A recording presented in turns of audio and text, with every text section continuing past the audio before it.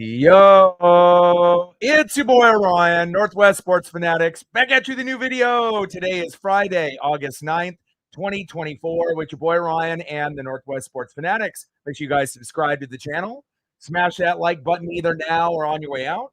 Donate to your boy if you can. Cash App $ ORION NWSF or the YouTube Super Chat right here. We got some Friday night baseball for you. The New York Mets versus the Seattle Mariners. First pitch is going to be here in roughly 10 minutes. So let's cue up the music, take a look at the thumb, and let's get into the starting lineups. And I wanted to give a special shout out to Odin's son, who celebrates a birthday today. And my best friend, Justin, is with a high school buddy, and he is there in Seattle for this game and for tomorrow's matchup against the Mets. So I hope that Odin's son has a great birthday, and I hope my boy Justin and his friend, who's celebrating a birthday up there in Seattle, have a great 2 games. Let's get into the starting lineups and take a look at the thumb. Let's go. And shout out to my boy Mitch Haniger coming up big. 2 walk-offs within a week. And for a guy that a lot of us, including me, were starting to kind of give up on the guy. And it's not necessarily that he's a terrible player, just a guy that, has been a starter for a long, long time. And it kind of looked like he was hitting to being maybe more of a rotational guy and a bench guy. But, with the injury to Julio Rodriguez and having to move a few guys over, I'm happy that we decided to keep Mitch Haniger, and good for him. It's always a good story when you play like shit at the beginning of the year and then you end up making some magic and end up being a real key piece, and obviously some piece that ends up being valuable, not a liability. So congratulations to the Mariners last night, down 3-1. Mitch Haniger coming up big for us to be able to get that win. I see you, Mitch. Let's go, baby. And on the thumb, on the left, we have one of my favorite players on the Mets, not named Pete Alonso, shortstop Francisco Lindor. And on the right, you already know who it is. It's our guy, Randy Arozarena. Let's go, baby. And let's get into the starting lineups of the visiting New York Mets. Leading off for the New York Mets at shortstop, Francisco Lindor. Batting second, playing left field, Brandon Nimmo. Batting third, welcome back to Seattle, right fielder, the former Seattle Mariner, Jesse Winker.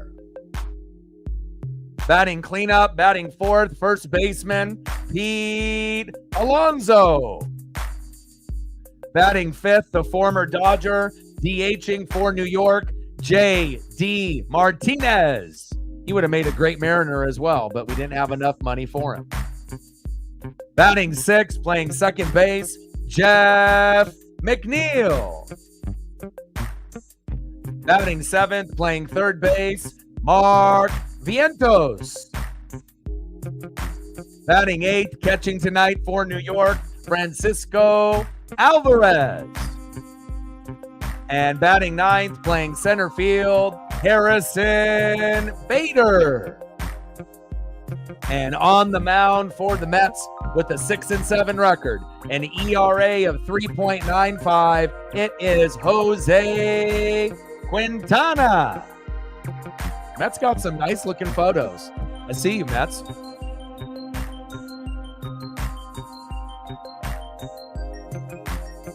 And now let's get into the starting lineups for your Seattle Mariners. Leading off for the Mariners in center field until Julio comes back from the ankle injury, Victor Robles. Batting second, playing left field, Randy Arozarena. Batting third, catching tonight for Seattle, big dumper, Cal Raleigh. Batting cleanup, batting fourth, first baseman, it's JT Justin Turner. Batting fifth, DHing tonight with a nice base knock yesterday, Mitch Garver. Let's go, Mitch.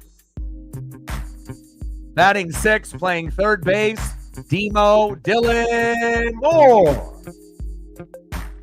Batting seventh, the hero last night to win the game when we were down 3-1 and a bases loaded double, all clearing to end up winning the game 4-3. It's our vet. He may be a little bit older and he may be past his prime, but hey, he's still bringing it even at this age. Right fielder, Mitch Henniger. Let's go, Mitch. Batting eighth, playing second base, Ryan Bliss. And congratulations on the call-up. I don't really like the idea of Vossler getting sent down to AAA, not necessarily for Ryan Bliss, but we'll see if Bliss can do some damage. And batting ninth, playing shortstop, Leo Rivas. And if Garver starts struggling, people are going to be saying, hey, why did we send Jason Vossler back to AAA? He's going to be a better DH than Garver. Yeah, we're playing Garver more money this season, but at the end of the day, Vossler is a better hitter than Garver, so we're going to have to keep an eye on that. And on the mound for the Mariners, an 8-7 record, our fifth best pitcher, 3.62 ERA. It's Miller time. Bryce Miller. Go, baby. And like I mentioned multiple times on the stream, make sure you guys are taking care of your mental health. It's the most important thing you can do every single day when you wake up and throughout the day. So if you have addiction, depression, anxiety problems, don't worry. You know, I've been there. I've been in the gutter. But again, if you can climb yourself out, hold yourself accountable, and put a little bit of effort into your day, you'd be really surprised on what you can do to get yourself out of the funk. If you're not eating healthy, eating fast food every day, cut back on that, eat a little healthier. It works. Trust me, I've lost 90 pounds in about a year. Okay. And if you're not exercising, exercise. I do about 30 to 45 minutes a day. I don't expect everyone to do what I do, but if you end up walking even just a couple times a week, for 45 minutes, you'll feel a hell of a lot better than you do right now. And number three, make sure you're listening to music at least 30 minutes a day. Hang out with friends, hang out with your pets. Make sure you're giving enough time for the kittens and the pups and the cats and the dogs in your family. You do those basic things, it'll help you get out of the darkness a little bit quicker and help you win the day. All right, baby. New York Mets, Seattle Mariners. First pitch is here in 2 minutes. And again, we're going to shoot for 20 likes within the first hour, 30 to 50 overall. And we got over 50 last night. And we want to shoot for 100 in the donos on every single stream. Let's go, baby. Happy birthday, Odin's son. And shout out to my boy Justin and his buddy up in Seattle. Hopefully it'll be a fantastic series here against the New York Mets. Ooh, Deadpool. I'm jealous. I can't wait to see it. And I'm a little jealous that you get to end up seeing the movie before me. I know a lot of my friends have already seen it. You'll let me know what you think of it. I haven't heard any bad reviews whatsoever. And again, if you are a fan of Hugh Jackman or Ryan Reynolds and the way that they have a good relationship and good chemistry on screen, I imagine it's going to be very, very good. At the very least, I guess if you're, not happy about it, not necessarily you, Megan, but like others in the, Marvel DC universe, maybe someone would give it like an 8 or an 8.5, and that's still a good movie. But I would assume it's going to be like a 9, 9.5, at the very lowest 8, but you never know. I haven't seen it, so I haven't been able to give my grade on it yet, personally. Daniel in the building. Happy Friday. Captain Oreo, what's good, baby? You got to keep the faith. We were one strike away from getting swept, but we said, nah, Tiger fans. No Harry Potter brooms here against Seattle, and it's nice to see Haniger come up big. Anna in the building. What's good? Megan with a 20. I appreciate you so much getting us started.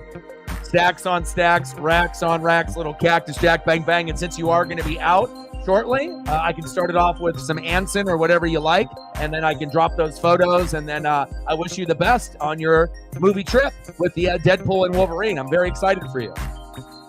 DX in the building. What's good? Man, it was incredible. It was a little hard to sleep last night. I won't lie. Stacks on stacks, racks on racks, little Cactus Jack, bang, bang. DX in the building. What's good? Yeah, I would assume that too. Awesome. Yeah, and I caved, because like I said, I have so many toys, but I figured there's only a couple people that would appreciate, the Darth Maul as much as you and me and my buddy Justin, my best friend. So I ended up opening up my Dark Series figure that I've had for 10, 11, 12 years. That I think it came out around 2012, 2013. And it was already kind of a damaged box. It wasn't like pure mint. There was some wear and tear on the corners, shelf wear. And so I said, you know what? It's not going to really matter. And it has one of those boxes that you can open and it won't ruin the overall figure or the box. So I said, you know what? I want to feel what material is in this Darth Maul and the clothes that it has on. And it has multiple layers and obviously, just posing it. And I'm glad that I did, because it's like, if I would have kept it in the box, it would have been worth, $25, $30. Taking it out of the box, it's still worth $20, $25, even as a loose figure. And I get more enjoyment out of it, being able to have it in my hands instead of just staring at it the whole time. So, Elliot in the building, what's good? Let's go, baby.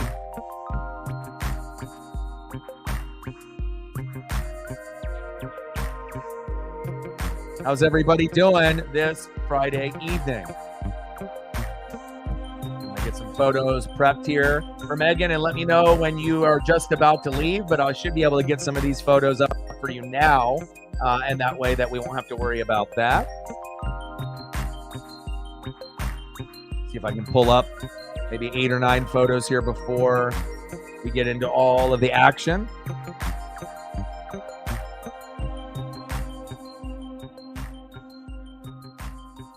All right, I appreciate you. Let's get it started. Megan with a 20, 80 to go to hit the goal. If you haven't smashed the like button just yet, please do. Wolverine and Deadpool, can't wait. Very excited for you. And obviously, I appreciate the love and the support. And anytime anyone donates, whatever your favorite thing is at that particular time, it could be sports related, it could be pop culture, it could be music, it could be wrestling, it could be basketball, baseball, football, hockey, NASCAR, whatever you want, a favorite rapper, a favorite singer. And we're going to make sure we show that appreciation and love. And it gets us a chance to get to know you a little bit better on what you like and what you're about. And on the mound for the Mariners, 8-7 record, our 5th best pitcher behind George Kirby, Logan Gilbert, Brian Wu, Luis Castillo, and it's our guy. It's Miller time. 8-7 record, 3.62 ERA, Bryce Miller. Let's go. First pitch to Francisco Lindor, outside, but called a strike. 0-1 count. Victor Robles, I need you to do something off that leadoff position, and we'll see what Francisco Lindor will do here.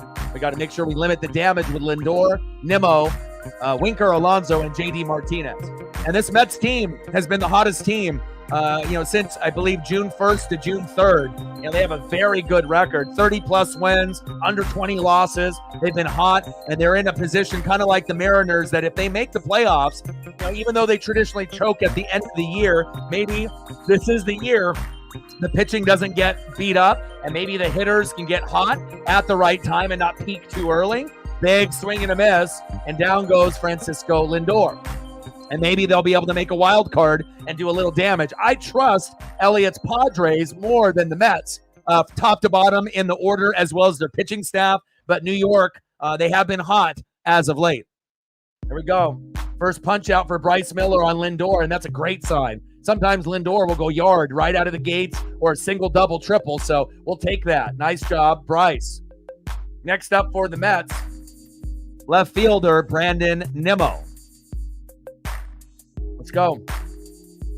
PJ in the building, what's good? Megan in the building, Elliot in the building, Matt in the building, what's good? Let's go Mariners. Let's get it. Yeah, but the reason, Matt, I saw your post, you might be upset that they're not starting, Bo Nix. But the thing is that with Sean Payton, if you actually read the articles and you go over the film, which I know you've watched, right? They already know Bo Nix is the starter. He is the best quarterback. So there's no point of necessarily starting him. Like, even though we saw CJ Stroud start today, they already know Bo is going to be the day one starter. So they want to find out between Stidham and obviously Zach Wilson, who's going to be the backup. And they kind of already have an idea that Stidham is the second best quarterback and Wilson is emergency, and that way they get that opportunity to see that player play, because they already feel that Bo Nix is kind of like a Baker Mayfield / Drew Brees. And don't be surprised if Bo Nix and Michael Penix Jr., over time end up being the two best quarterbacks in this draft. I think that is very highly possible, based on their maturity, the teams that they're on, the reps they're going to get. And again, we're still going to have to keep an eye on J.J. McCarthy, Caleb Williams, Drake May, and a few others. But I feel, if Michael Penix Jr., who played today, got a chance to start, got to show off a little bit of that arm, didn't really have a lot of touchdown passes and enough time to get the rhythm. But you can tell Michael Penix Jr. should be a good player for the Falcons when he gets a chance to play either this year or in 1 to 3 years.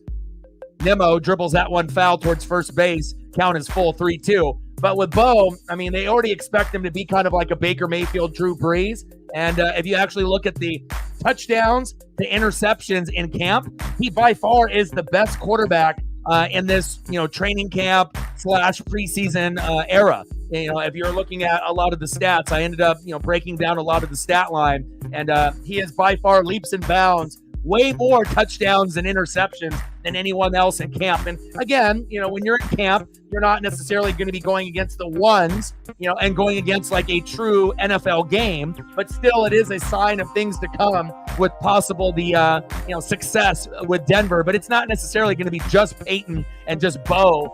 It's going to be the offensive line. It's going to be the running backs, the tight ends, and wide receivers helping, as well as the play calling and the defense to bail him out. Runner at first with one away. Next up is Jesse Winker. Winker pops up. There we go. Easy out for the Mariners there. Demo at third, 2 away. The former Mariner coming back to town. And next up for the Mets, first baseman Pete Alonso.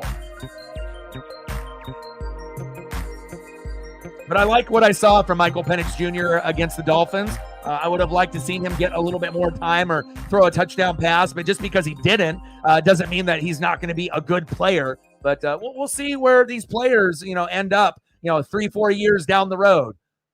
Just like when we ended up having Trevor Lawrence and Zach Wilson and Justin Fields and Mac Jones and Trey Lance, and so many people assumed that 3 or 4 of those guys would be starters even today. And now, as we've had 3-4 years pass, really you only have one good quarterback out of that list who's a top 12, Trevor Lawrence, and then you got another guy that might be a top 20 quarterback, and Justin Fields might be the backup to Russell Wilson until Russell fucks up or plays bad.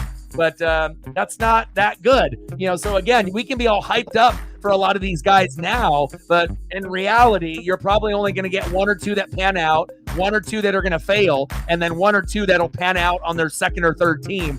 It's just not the right fit right now. So definitely excited to see where it goes. Reflect with a tenor. I appreciate that. Definitely. Appreciate you. Stacks on stacks, racks on racks. Little Cactus Jack, bang, bang. Let's go. Alonso popped up. Haniger is there. We missed you last night for that dramatic finish, but I imagine that you ended up watching the game. And again, to have a walk-off walk, for Haniger, and then to be able to have 1 strike away from a sweep. And they were riding their Harry Potter brooms. They had the brooms in their legs, and they were dancing around, sweeping up the Mariner dust in their houses. They just couldn't wait to be able to, rub it in. But with 1 strike left, with 2 outs, Mitch Haniger came up big and ended up getting that bases clearing double. But it also helps that they had a backup in right field that didn't play in the first 2 games. He dove for it. He missed, kind of like the Blue Jays did when they had their 2 players collide in the playoffs a couple years ago in 2022, and we ended up coming back and winning. It kind of reminded me of that. And this time, no collision, but you dive for a ball, you miss it. That could be the game, and that's what it was. And it felt really good with Haniger yesterday. Nice job, Reflect. I appreciate you. DX with a 5er.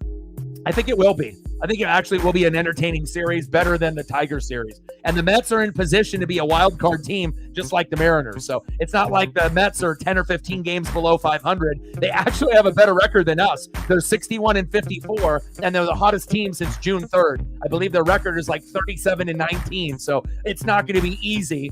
Usually the pitching kind of shits the bed late for them, but we'll see what happens here tonight. Stacks on stacks, racks on racks, little Cactus Jack. Bang, bang. Let's go. TX with a $5. Appreciate you. Let me know what you guys want to do for photos. And I got you. Great start. We're at 35. And hopefully we can get 20 likes within the first hour. 30 to 50 overall. We missed you. What a game yesterday. Tell me you got a chance to watch that game last night.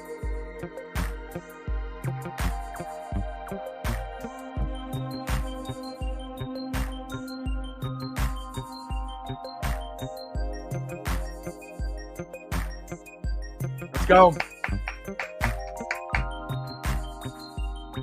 Yeah, you got to use a streaming link. They only are showing some on the NFL Network, but a majority of the games, you're going to just have to use a streaming link to be able to watch the action. So, if you need one that's reliable, I can give you one, and I use one typically often.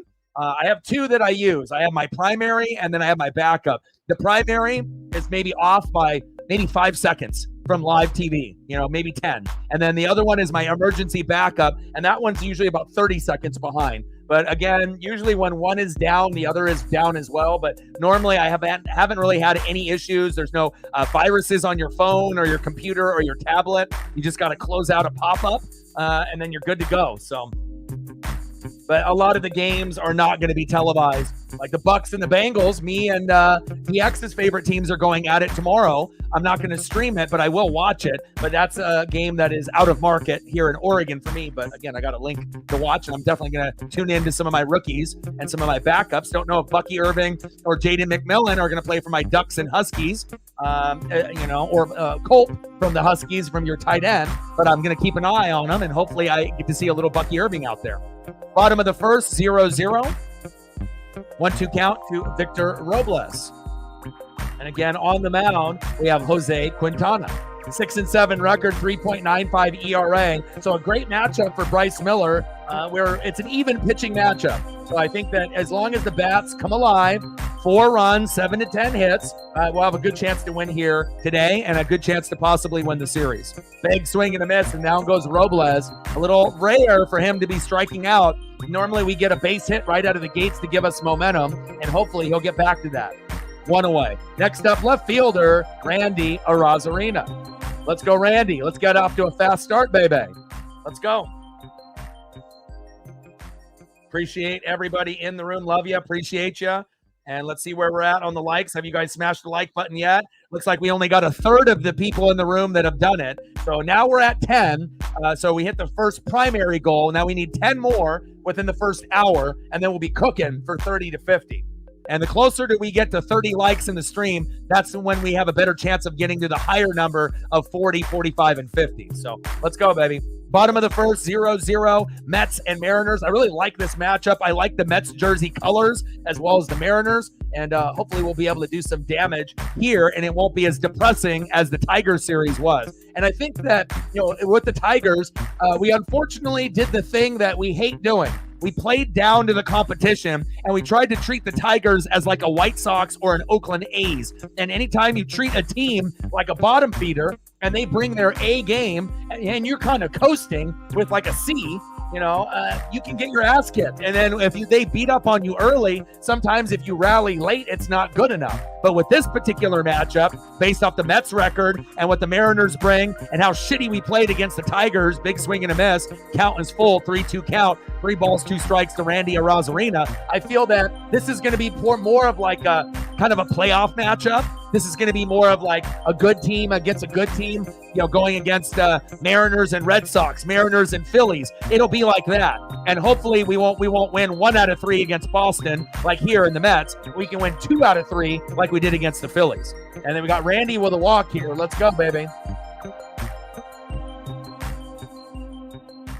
And I saw your post. Keep putting out, a lot of those plays. I think you're doing a fantastic job. There's nobody really on Twitter/X that's doing it besides you. So again, if you can just be patient, grind it out, put in your blood, sweat, and tears, make a post, add 2 quality photos in your post, have to have 2, and then have a thread of 5 to 20 plays underneath that you think that are good, and then any type of play diagrams that you draw up that you want to add.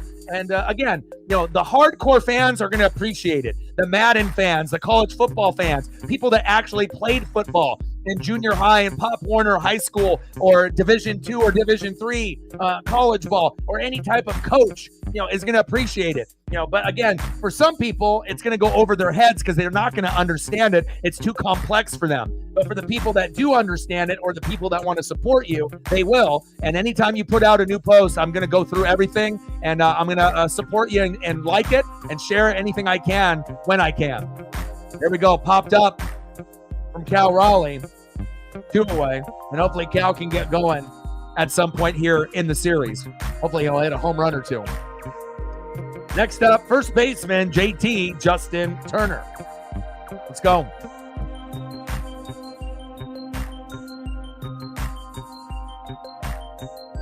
Oh, nice. And yeah, they did multiple camera angles too, from the outfield and then obviously from Haniger's point of view, which was very cool. Oh, you got Titans. Yeah. Oh, and it hit him. Justin Turner got hit, but not injured. Fans start to boo, but we'll take it. He might be able to get some runs here in the first inning, and that's a good sign. Turner gets hit on the leg, but no limp with the City Connects. Next up, DHing for Seattle, Mitch Garver. So we got Ryan Bliss back, but they sent Vossler to AAA. In my opinion, even though Garver has been struggling, he did get a hit yesterday, it would be more, intelligent to have Vossler as the everyday DH and just have Mitch Garver be the backup catcher. And then if Vossler needs a day off, then you can have Garver be the backup DH or someone else. But again, I think that's a big mistake by sending Vossler back to AAA. I don't think he deserved it. I think he played the best out of all the players that we've brought up and down between Tyler Locklear and Ryan Bliss. I think Vossler is the best one. Bliss gives you energy, swag, aura, speed on the bags, and good defense. But Bliss is not the greatest of a hitter, and I think Vossler deserved a roster spot. So I don't know if we're going to have any more injuries, but I'm hoping by the time we make our playoff push, Vossler will get another chance to be a part of this roster, because we want to maximize 1 through 9, and I don't want to have just one spot that's like, oh, that guy's not going to get a hit. I want a guy that is a threat every single time he's in the box, and to me, that's Vossler. But we'll see where it goes, and maybe Garver can step up. He's been struggling, but he did get a hit last night. 0-2 pitch to Garv. Good eyes by Garv. Pitches low. Wild pitch, and good defense there by the catcher, by Alvarez, to snuff that baseball into the dirt. Bottom of the first, 0-0. Runners at first and second with 2 outs. Mitch Garver in the box. But again, I haven't seen too many mistakes with the lineups, but again, I get it. We have Leo Rivas in there once in a while. He can bunt. He's got a little speed. Now we got Bliss back. But I just don't like the idea of someone playing well and then you're, not rewarding the guy. You're punishing him and sending him back to AAA, And I get it. Sometimes it can get a little political with the salaries of like Polanco and Garver. But if we want to have the best lineup, overall, Vossler needs to be a part of this team, and I think he's earned it. If he didn't earn it, and he's been kind of on and off like Locklear and Bliss, so be it. Get some more reps in AAA, and that's why they sent him back down. But I would like to see Vossler on the roster. Pitch is low and into the dirt. Count is full. 3-2 count. Like, sub, donate, comment, share. Help your boy out.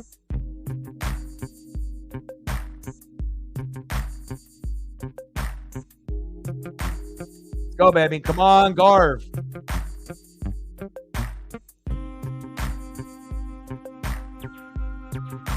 And pitch on the corner for strike 3. Garv does not swing. And if that's Vossler, maybe that's a hit. Again, I'm going to always, support our young guys. It's not like I'm going to be totally against, some of the older vets. But at the bottom line is, whoever's producing and who is ever consistent the most, those are going to be the guys that we like. For the guys that are struggling like Garv and Polo, it's going to be a love-hate relationship, right? Where sometimes we like them and sometimes we don't, right? But when we got guys waiting in the wings to take over, Lazaro Montez, one day, right? Colt Emerson, one day. Cole Young, one day. Harry Ford, one day. And guys like Jason Vossler, I'm ready for the youth movement. Big facts. End of the first inning, 0-0, Mets and Mariners. And let me know what you guys want to do for photos for the people who have donated, and I got you. Next up, a player that I thought would have been a perfect fit for the Seattle Mariners, the former Dodger. We just couldn't afford him. He's DHing here in the 5-hole, J.D. Martinez. Like once you got a DH like that, you just, start him and then you just leave it alone. It's just going to be the guy every single day for the whole year, kind of like an Edgar Martinez for us. I don't know what it is about Martinez's at DH, but it seems like when we have a Martinez at DH, they end up being really good. Batting second base, Jeff McNeil. And batting third in the 7-hole, third baseman, Mark Vientos. Let's go Mariners.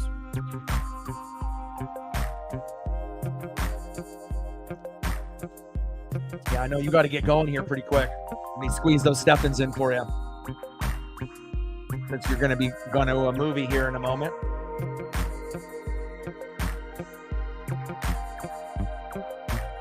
I'll go through your photos one more time, too. We'll cycle through them before you go. And then I got to make some more room for some others. All right, J.D. Martinez. And I think a lot of fans were wondering, where the hell did J.D. Martinez go?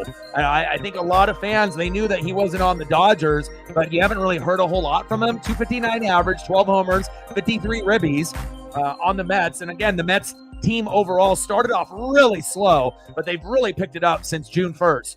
And they've been one of the hottest teams in baseball since that time period. Like I said, I saw the graphic. I believe they're like 37-19 since June 1st or June 3rd. So they've been best record out of anybody.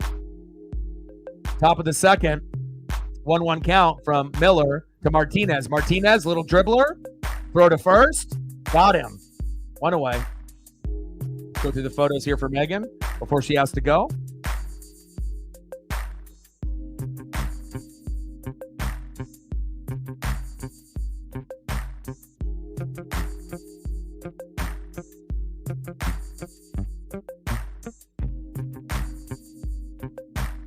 Next up is Jeff McNeil.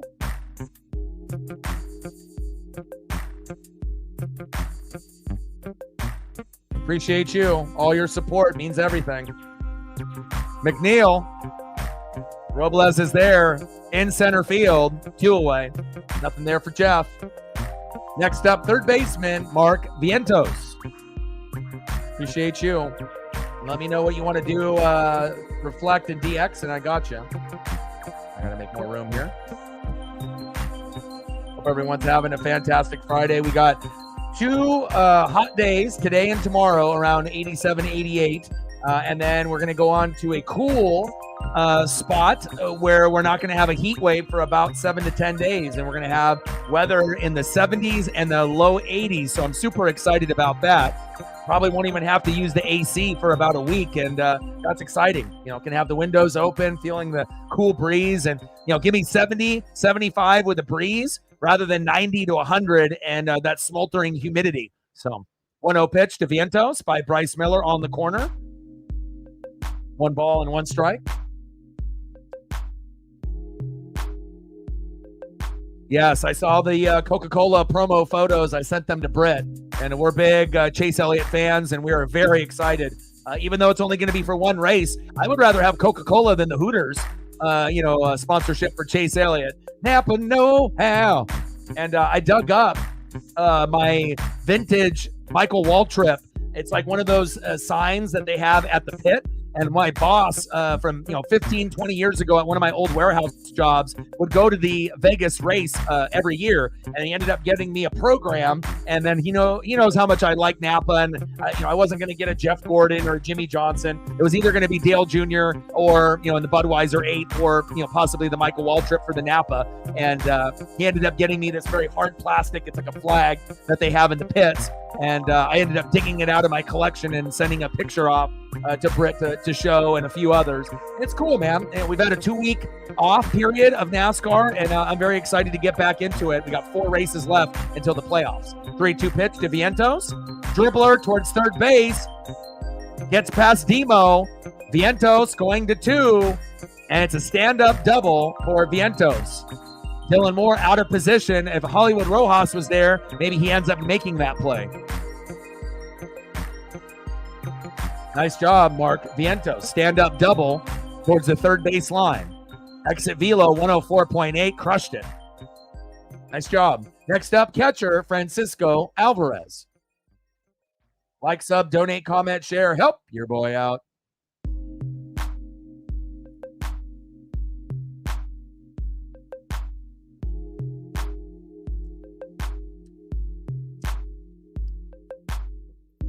Nice. I imagine, being outside and walking as much as you do and I do, it'll be nice to have, a little bit, clearer air. Now, in some locations in Oregon, Washington, we still have the wildfires, which is always a problem for us in summer in Oregon and Washington, but it hasn't gotten to the point where the skies are red. Like back in COVID, it was so bad that literally you would look out the window for about a week and it looked like Silent Hill or like Resident Evil, where the skies were literally just red and it was just so smoky. So it's not like that, thank God, but I know there are some areas that have still been impacted, and I got a couple firefighter buddies that are heroes that are battling the blazes. Shout out to Odin's son. Happy birthday to him. Not sure if we're going to see him here today. He's probably having a nice birthday drink and a birthday SmackDown celebration watching WWE. And my best friend Justin is celebrating his friend's birthday from high school, a high school buddy. And they're there in Seattle. They took the train today, and they're going to be up there for today's game and tomorrow. And they're going to take the train back Sunday morning. So wish the best to my boy Justin and his good buddy from high school. And hopefully they're having a blast. And if they're really lucky, maybe they'll end up getting a foul ball. Top of the second, 2 outs, runner at second, 2-1 count from Miller to Alvarez. That one chop foul. My buddy has been to over, I don't know how many, 60 to 100 Mariner and Dodger games, and he's never gotten a ball. But he did, come with me when I got the Julio ball in the rookie year in 2022. But that was probably the closest to a baseball that he's gotten. So I'm really hoping and praying that he'll get at least close to getting a ball either today or tomorrow. If anyone deserves a ball, it's him. So at some point, the next time I get one, I'm going to give it to him. But it would be kind of more special if he could get the ball on his own. But, whatever happens, happens. I just want to see my best friend happy. 2-2 pitch from Miller to Alvarez.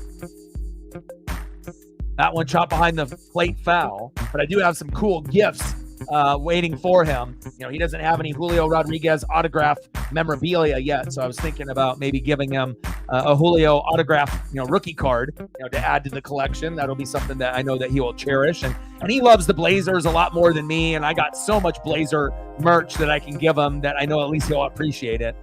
So definitely excited the next time that we get together. We may end up going to Lincoln City, going to the arcade and going to Moe's for some seafood. Maybe we end up going to another Mariner game before the year ends. I'm not too sure, but hopefully they're having a great day today. Odin's son and my boy Justin. Top of the second, 0-0, runner at second, 2 outs. 2-2 pitch to Alvarez from Miller. Got him. There we go.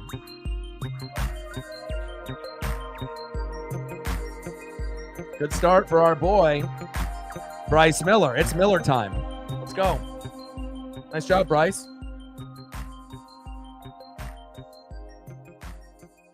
Let's see who's up next here for the Mariners.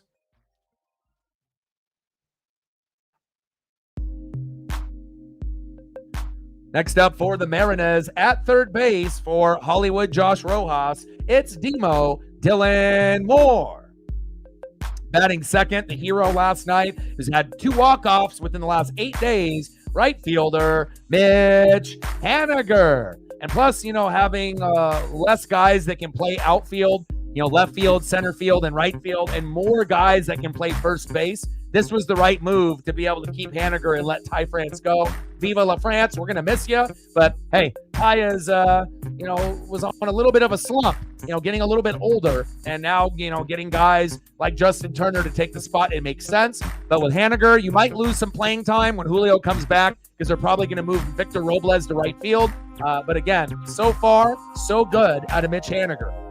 And batting third, getting a chance to play again, second baseman that's got recently called up, our boy, Ryan Bliss. And Bliss can hit, but still not the greatest hitter just yet. Bliss can defend. That's probably his sweet spot. And he obviously has electricity, from his legs to be able to move guys over and to be able to steal bags. But still a work in progress for Ryan Bliss. But I think a lot of us like him. Let's go. Paisley is in the room, joining the crew. Let's go, baby. Ooh, that sounds like a project. Wow. Are you doing that for every window in your house or just like some of the primary bedrooms? All right, talk soon. Have a great time at the movie with Deadpool and Wolverine. Again, and I don't get too excited about too many, movies. I'll go once a year or twice a year typically. Sometimes I'll go once every 2 years. I just don't really go, or I'll wait for it to come out, on a streaming platform. But again, not the same. They don't, they have a better sound system and, bigger screen, but I've heard only positive things about the movies. So I imagine she'll love it. And I'm a big, DC, Marvel, Star Wars kind of guy. So I imagine it'll be very good.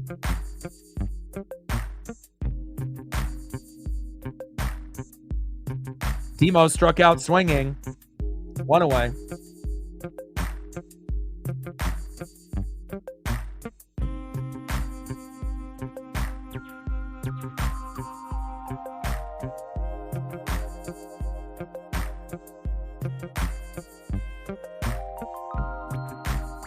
That's okay, Timo. You get him next time, baby. Next up, the hero from last night, right fielder, Mitch Haniger. Let's go, Mitch. All smiles, baby. I'm really happy that we didn't deactivate him because who knows, in those type of situations, if that particular batter that was up during that Phillies series and then against the Tigers last night, if that would have happened, or if we would have just struck out and it would have been game over. More than likely, that's what would have happened in that Phillies series and last night. So, Haniger and Garver might be old, or older. I believe they're both around 33, and that might be a little ancient for some guys, but a nice base knock. Mitch Haniger, 208 average, 11 home runs, but a lot of the batting average numbers have gone up, and instead of being statistically one of the worst right fielders in baseball, he's actually been money in the last 3 weeks. Nice job, fucking Hanny. Another base knock. And it shows you, if you have confidence in yourself and you can get back to your winning ways and a good repertoire and a good routine, you can get back on it. Awesome, man. I feel so happy for guys that suck that end up getting better. Next up, second baseman, Ryan Bliss. We haven't seen Ryan in a few weeks. Hopefully he can get on base as well. Let's go. Bliss! Oh my God! It's going deep! Back! Come on! Ryan Bliss in his first game with the Mariners back in many, many weeks. He says, I'm going to go 410 feet. Haniger scores. Bliss goes yard. 2-0 Mariners. Let's go. Yes, that's my boy. Bah, bah, bah, bah. Way to bring the electricity. Ryan Bliss, and I got a brand new photo today that I debuted, and it looks like it was good luck. Hell yeah. Let's go. Trident's up. I still want Vossler to be a part of this team as DH over Garver, but let's freaking go. Hell yeah.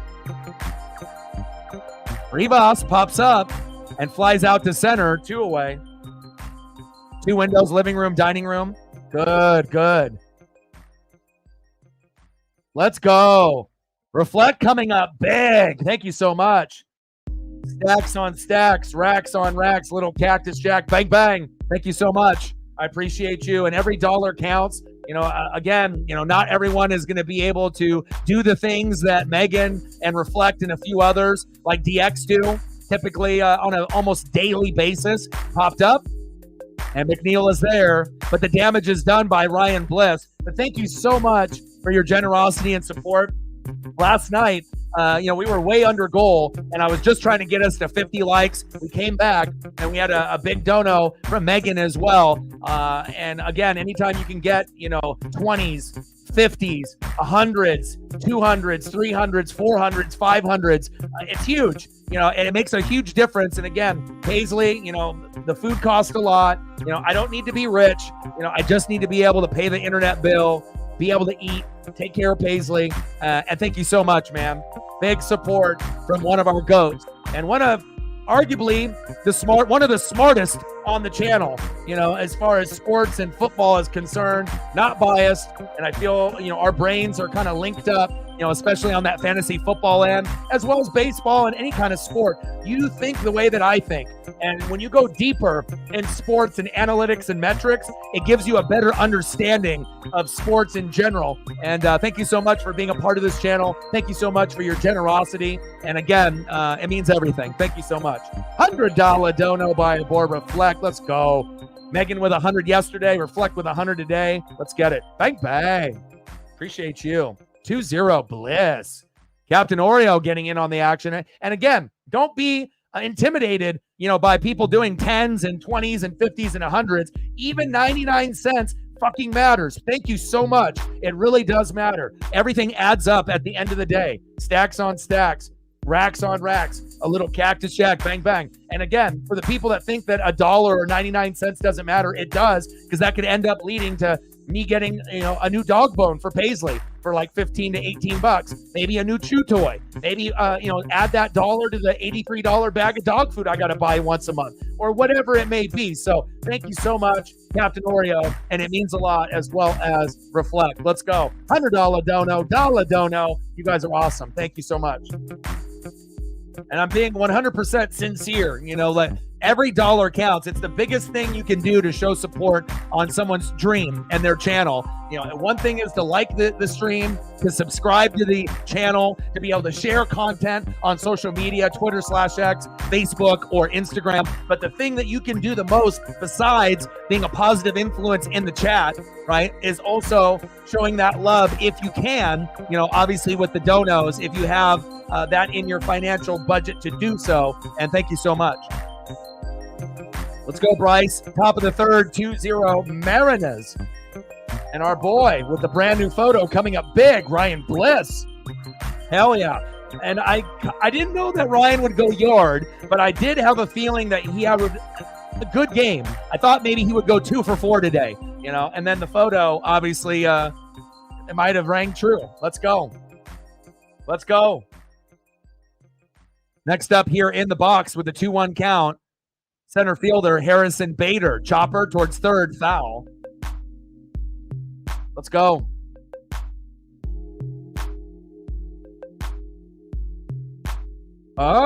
He said he starts working Monday. Big boy dono's coming soon. I can't wait. Congratulations on your new job. And it's always nice to be able to have another Mariner hardcore fan to be able to come here every day and spend time with me. Reflect is always going to be here as much as he can. Megan will watch here and there. Obviously, DX is here pretty much on a regular basis with you, and I appreciate the two of you.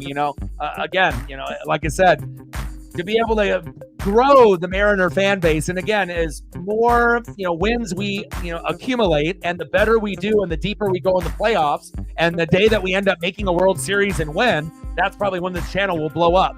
Same thing with the Oregon Ducks. If the Ducks and the Mariners win the champ, can you imagine if the Seattle Mariners win the World Series this year and the Oregon Ducks win the Natty? That could do wonders for this channel moving forward. So I don't know if anything like that would happen, but as long as you make the playoff, anything is possible, right? Absolutely. Appreciate you guys very much. Oh, yeah. And I'll be doing, fantasy football information. We'll be doing Sunday night, Monday night, Thursday night games. There may be days where I do 2 games on a Sunday, maybe even 3. Throw to first, 1 away. And I'm going to try to do college football games on Saturday, Thursday, and Friday. And also reaction videos for college football highlights and NFL. And I might have to do less of those, and I'm going to have my image on the thumbnail there with different graphics like arrows and whatnot to grab attention. And I know they're going to get better views, since I'm going to have my image on there, and it'll be a little bit cleaner of a thumbnail for the reaction videos. So yeah, we should be able to get a good following as we go there. Obviously, we know the NFL has the most competition, but college football is mostly untouched. There's not a lot of people that do college football or the reaction videos. So I'll be able to grab that market. And then, I'm going to do my particular style for NFL streams as well as NFL reaction videos. And I know we'll grow a little bit there as well. So.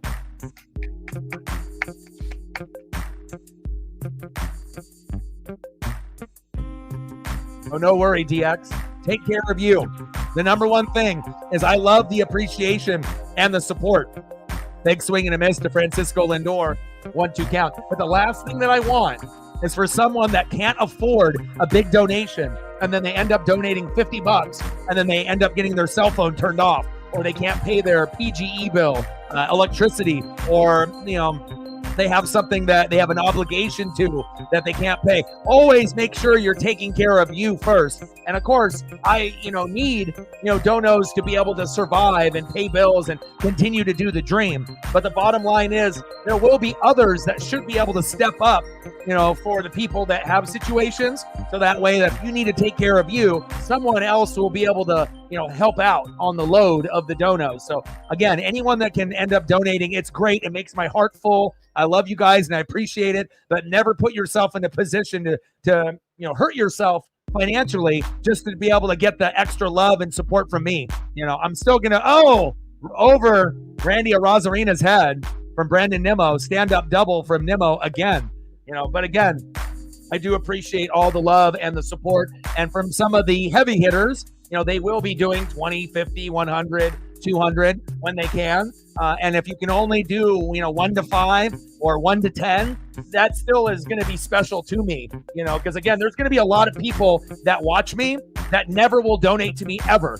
Maybe they'll sub, maybe they won't, maybe they'll spy on me, but again, to be able to do any kind of donation, it means the world to me, because essentially what you're doing is you're supporting my bills, but you're supporting the main thing, Paisley, myself, and my dream. So thank you so much.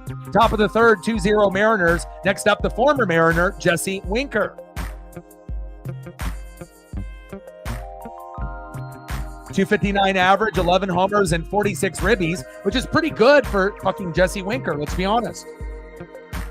Again, wouldn't really solve our problem because we got Haniger in right field as well. So at some point, you knew Winker was going to be off the team. But I think Mariner fans kind of enjoyed Winker when he was here. It just wasn't going to be a fit long term. Little dribbler, and he's out. Let's go, baby. 2-0 Mariners. My buddy at the game is like, bless. Let's go. Heck yeah. Let me know what you guys want to do photos and whatnot. And I got you. Yeah. But again, you guys are the best. And again, it's nice to be able to have a community that is positive. And I feel that a lot of rooms don't care. They say they do, but they really don't. We need 6 more likes to get to 20. If you haven't smashed the like button just yet, please do. 5 more to 20, and then we can hit our goal within the first hour. Let's go. But I think that as you guys have seen, once the toxic people are eliminated, the vibe is much better. It only takes one person to be a troll or an asshole to ruin the whole vibe, including mine and everyone in the chat. And I will not allow that whatsoever. We want to make sure that when we have stress in our lives from family or friends or with our coworkers or our bosses or in traffic, the last thing that I want is for you to be able to spend your free time with me while we're, enjoying a game or talking about life or mental health or whatever, to have people come in here and try to ruin that vibe. Not today, not ever on the NWSF. Often imitated, never duplicated. And we got some of the best fans on planet Earth, and I'm proud of every single one of you guys, especially the loyal ones that come through every single day or as much as they can. Let's go. And like I mentioned multiple times on the stream, take care of your mental health. Addiction, depression, anxiety are nothing to joke with. And I've gone down that battle, and it sucks, right? But if you can hold yourself accountable, right? Make a little effort in your life. Exercise a little bit more. Eat a little bit healthier, maybe a little less McDonald's and Burger King, and making sure you're listening to music, spending time with your pets, your cats and your dogs, as well as your friends. You'll come out of the other side a little bit quicker, and you'll be happy, you'll be healthy, you'll look good. And like Dion says, you look good, you feel good, you play good. And I think that is true also with mental health when you end up doing those things. Big facts. Let's go to the bottom of the third. Randy Arozarena, a little dribbler towards third base, one away. Hope Randy will work the count a little bit more there. Bottom of the third, 2-0 Mariners. Next up, big dumper, catcher Cal Raleigh. And I feel Cal will homer in this series. I just don't know if it's today, tomorrow, or if it'll be on Sunday, on Sunday Night Baseball.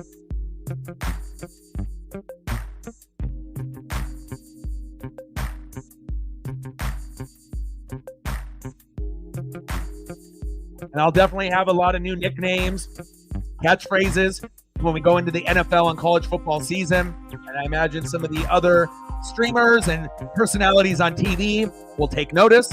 And you may end up hearing a catchphrase or a nickname that we come up with originally here, on other streams and other national broadcasts. I mean, it's pretty common. A lot of those big boys that are on TV and podcasts, they're not very creative.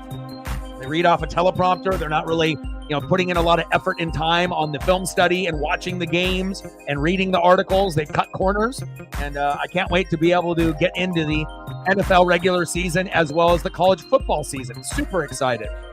But we're not going to eliminate Mariner baseball. This will still be the primary, just like the Oregon Ducks will be. We'll do Tampa Bay Buccaneers as well as Sunday night, Monday night, Thursday night, and any good matchup. And then I got to be able to sprinkle in some time with, editing and getting the reaction videos done as well. And that takes a lot of time. So, I don't know how many reaction videos I'll be able to do per week. I used to do, 7, 8, 9, 10. It might only be 4 or 5, but they'll be looking, edited nicely. And then I'll try to do maybe a couple on the college football side when the matchups are worthy. Like when Ohio State plays Oregon, you're going to get a reaction video for that, Georgia and Bama, you're going to get a reaction for that, maybe even a live stream for that one too. So I'm going to definitely showcase a lot of the high-profile games in the college football scene too, so that way we can get prepped as we go into the NFL draft and we know who the best players are. 2-2 pitch from Quintana to Turner. Big swing and a miss. Down goes Justin Turner. We got Mark McLemore in the building. 4 home runs in one game in the booth.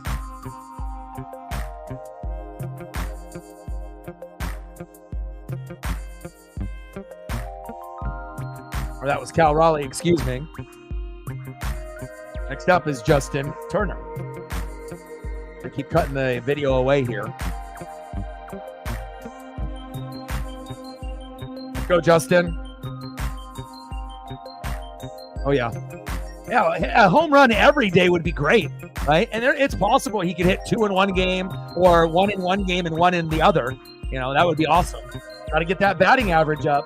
But as you start to see the stats compile up, the only thing about Cal that we can really complain about is his batting average. But defense, one of the best catchers, if not the best catcher, right? He's getting home runs. He's getting RBIs. He's the most clutch hitter in the 7th inning and beyond for the Mariners. But it's just about the consistency to get it to 250 to 290. And I don't know if you're ever going to get 290 to 300 out of Cal, but maybe 250 to 280 will be possible. And if that starts happening on a regular basis and we make deep runs, it should be Adley Rushman and Cal Raleigh in the All-Star game for the foreseeable future. Obviously, Salvador Perez will still be hanging around until he retires as well. Popped up, end of the 3rd inning by Justin Turner, but the damage was done earlier by Ryan Bliss. 2-0 Mariners. Let's see who's up next here for the New York Mets. God bless Ryan Bliss, man. And I thought a new photo for Bliss would give him good luck today. And, I didn't think home run from Ryan Bliss. That's not really the first thing you ever think of a hitter that's kind of small, like a J.P. Crawford. But when they end up hitting a home run, it makes it even more special and more exciting because you don't expect it whatsoever. Big facts. Next up for the Mets, 0 for 1, first baseman Pete Alonso. Batting second, the former Dodger, 0 for 1 in the 5-hole, J.D. Martinez. And batting third, 0 for 1, second baseman Jeff McNeil.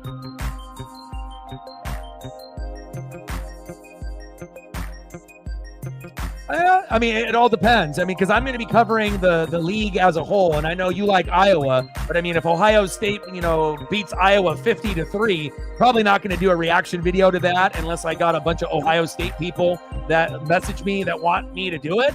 But if it ends up being a competitive matchup, then, obviously I wouldn't mind, doing something like that. But, again, I'm going to primarily be doing Oregon Duck games. That's going to be number one. And then, we'll have to see what the big matchup is on, Thursday, Friday, or Saturday, maybe later or earlier in the day. And then if I have time, then I'll definitely do another stream. And then reaction videos are going to be mostly for the upper echelon, matchups, as well as, Oregon's, depending on who they play. It'll be pick and choose, but I'll try to sprinkle in, maybe a little UCLA, little USC, little UW, with Oregon being in the Big Ten. But again, Ohio State will get love, Michigan, obviously Oregon, you're going to get a little Georgia, a little Alabama, a little Texas, and a little bit of everything. So.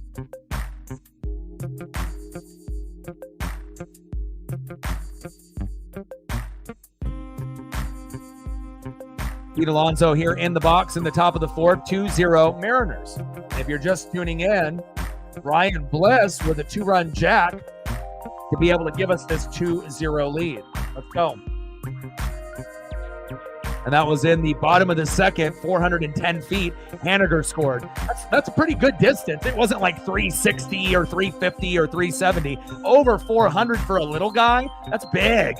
That's a big deal. Let's go.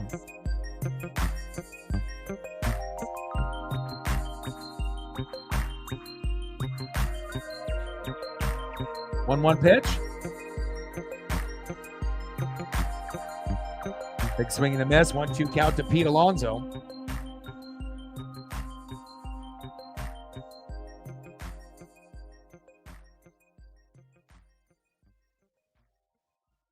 One-two pitch. Got him. Nice job, Bryce. And for being our fifth best pitcher, this is why we're so good. We got guys, with Logan Gilbert, George Kirby, and Brian Wu at the top, but you can't really forget about Luis Castillo and Bryce Miller. Sometimes they're going to be good. Sometimes they're going to be bad. But when they're on, they're on. And, we're happy to have these guys on the roster.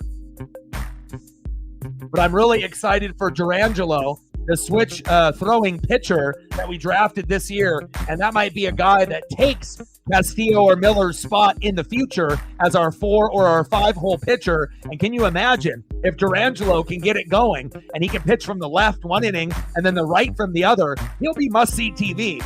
I think it might be my favorite draft pick that we've had in a long, long time, just based off the upside of Durangelo. Like how often are you going to get a guy that's going to be good? And he's obviously going to have a strong arm and then a weak arm. And I think I like him pitching on the left-hand side as the primary, right as the backup. But he looks good both. So very exciting to see where this team goes.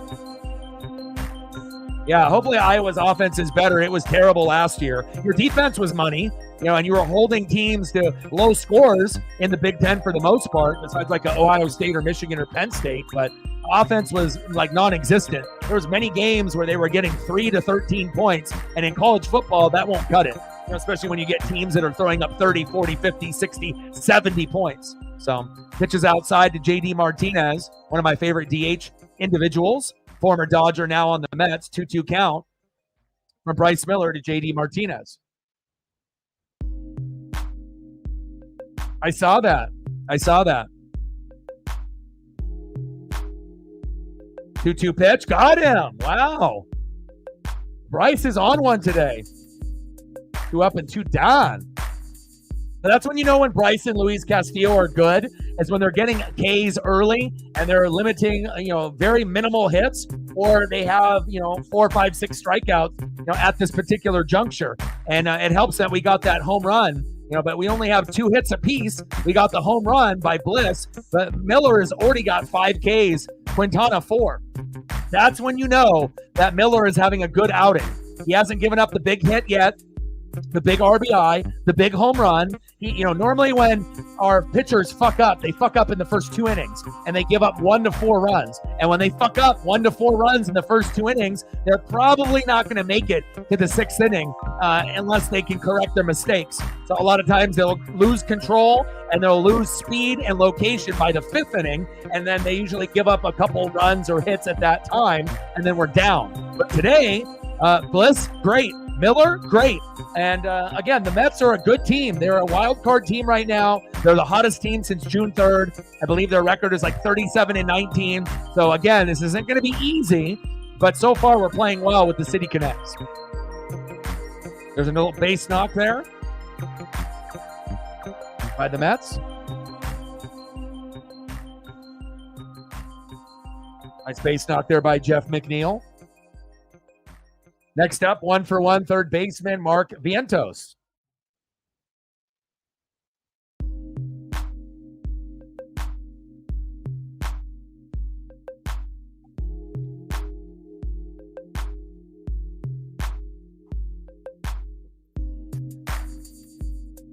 Pitch on the corner for a strike. 0-1 count.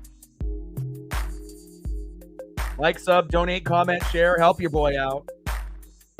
See where we're at. Are we at 20 yet? We got to be getting close.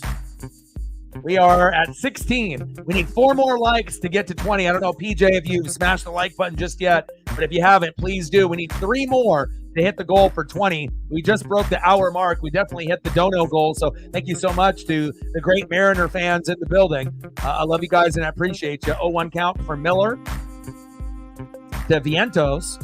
1 ball and 1 strike.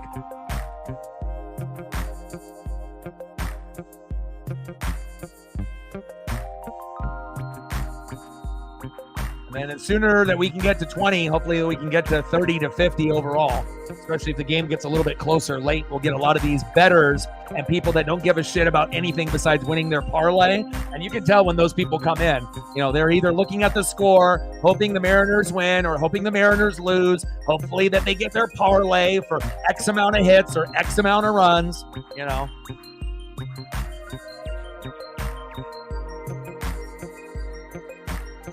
Let's go, baby. 1-2 count to Vientos. Pops up. Should be a routine play to Victor Robles in center field. Let's go. Let's go to the bottom of the 4th. 2-0 Mariners. And, again, it's Odin's son's birthday today. My friend Justin and his high school buddy, it's his birthday today. They're in Seattle. They rode the train. They ran out of food on the train in the morning, my buddy said. So I know he brought snacks, but that was probably unsettling because it's nice to be able to get food on a train if you want it. Not sure if they started drinking on the train early, but it wouldn't surprise me. And they're going to enjoy this game tonight. Hopefully a Mariner win. Go to the hotel, get a night's sleep, go to tomorrow's game, and then come back on the train on Sunday. That sounds like a hell of a birthday weekend, if you ask me. Nothing better than going up with one of your friends or one of your best friends for a birthday Mariner celebration. And usually that's why I end up going in April, May, because Justin and my birthday are within a couple days of each other. So we usually like to celebrate together. And what a better way to go is to go to a couple Mariner games or go to at least a Mariner game.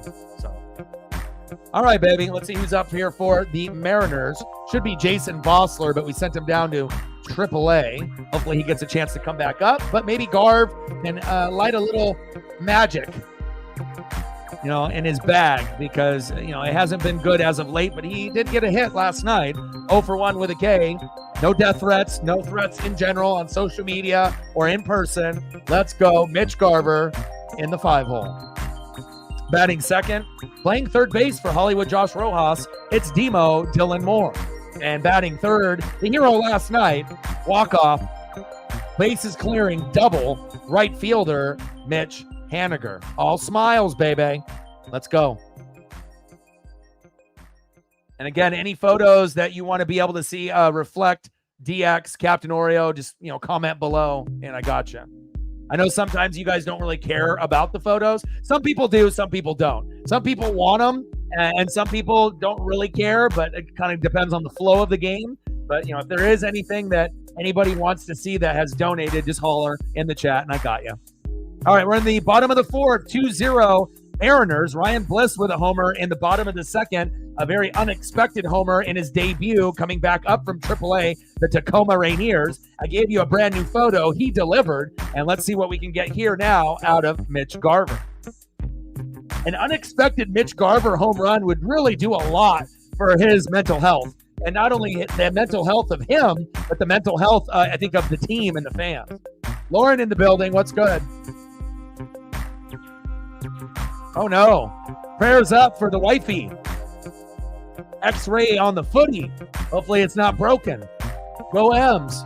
Oh, I hope everything's going to be okay. We'll throw up the Mariner Moose for Lauren for good prayers up for the wifey.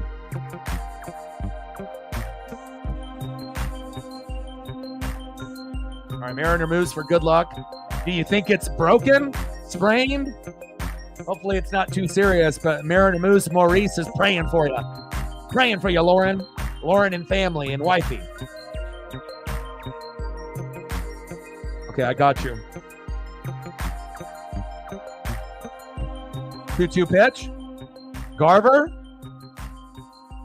Popped up to left field. One away.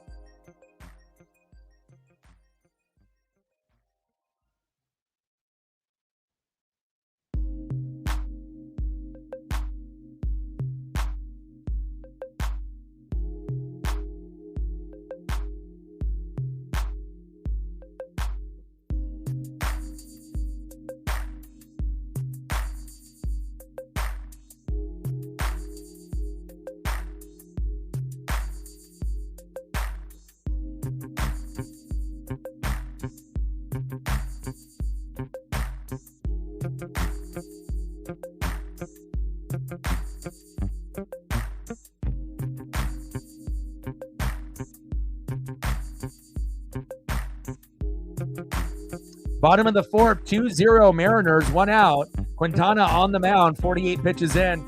2-0 count to our boy Demo Dylan Moore.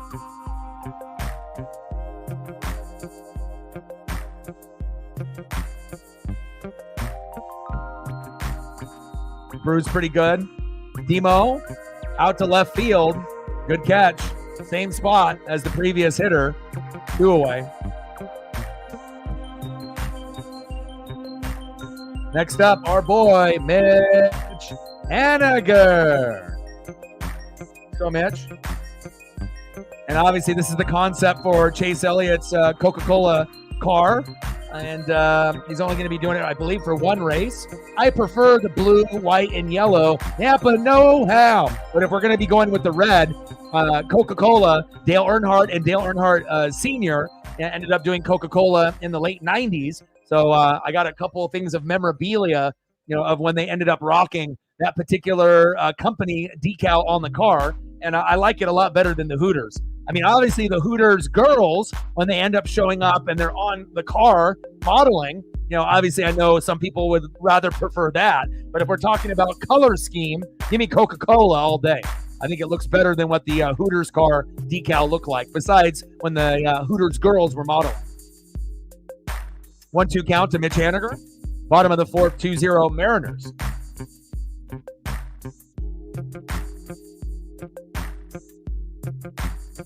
Damian in the building. What's good?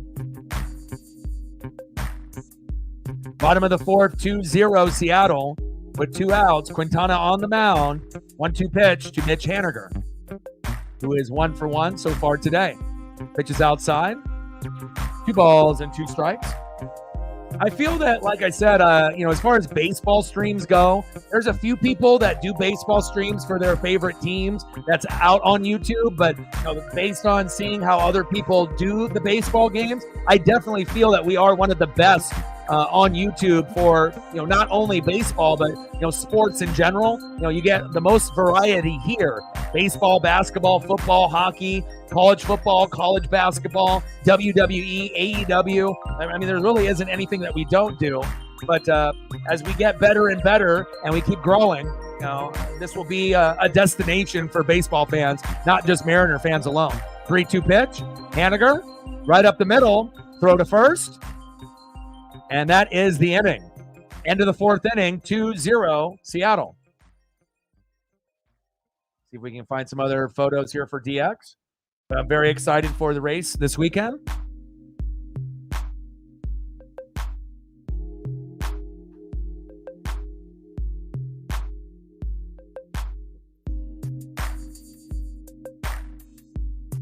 But I'm a Napa guy through and through, baby.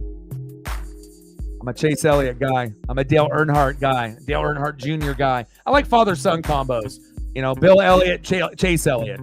Dale Earnhardt Sr., the Intimidator, Dale Jr. I like the legacy. I like father-son combos. And that probably all started just between the love that I got from my pops, right? Me and my dad being able to go to games and being able to meet people, like Sandy Koufax, but also being able to, meet like Griffey and Griffey Sr. and being able to create those memories. And again, I will always lean towards father-son combos in sports and wrestling over others. It's okay if there's just an individual that's there, but when you end up having the bloodline where it's like grandpa did it, dad did it, now the son is doing it. I love that type of story.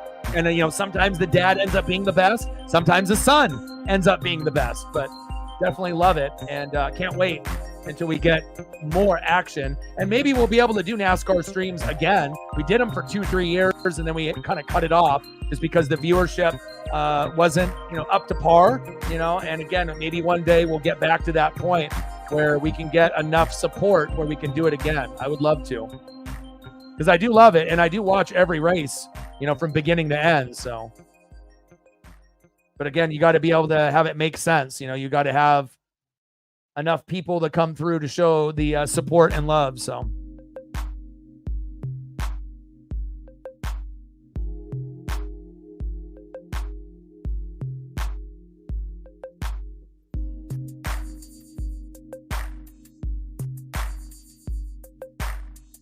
Top of the fifth, Bryce Miller here on the mound with Francisco Alvarez.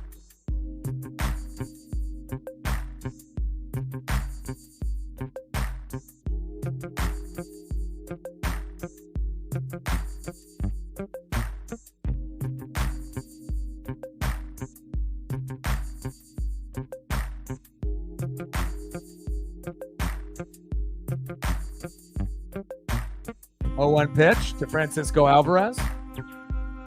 Pitch is high on the corner. Ahead to the count, 0-2. No balls and 2 strikes. But having 2 weeks off of no NASCAR is no bueno for me. Napa, no how. I mean, my dream is, if I could ever, get rich enough where I could end up going to some of those races, rent an RV, be in the middle of the track, stand on the top of the RV while I barbecue hot dogs, hamburgers, and throw back some beers. That would be a dream. That is something that I definitely want to be able to do before I'm gone. I want to be able to experience the sound and the energy and the vibe and the food and the fans. Top of the fifth, 2-0 Seattle. 1-2 count to Francisco Alvarez.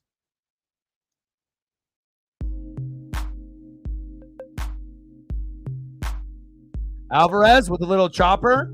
Second base, throw to first. Justin Turner is there. There we go. 1 away. Next up for the Mets, center fielder Harrison Bader, 0 for 1.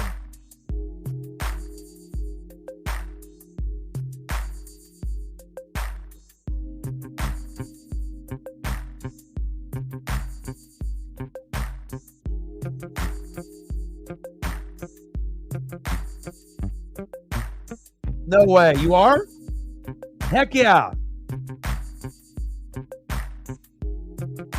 Good to see Damien in the room. Lauren's in the room temporarily here. Hopefully everything's okay with the wifey and the ankle, foot, or leg. Top of the fifth, 2-0 Seattle. Ryan Bliss in the bottom of the second with a 400-plus bomb in his first game back from the Tacoma Rainiers, making a big difference. Bryce Miller pitching like he's like the number 3 instead of number 5. Let's go, baby. Yeah, Sunday Night Baseball. We got that moved to the 4 o'clock, so we're going to be live around the same time tomorrow, and then we'll be doing the 4 o'clock ESPN stream on Sunday. Chopper towards third base, throw to Justin Turner, 2 away.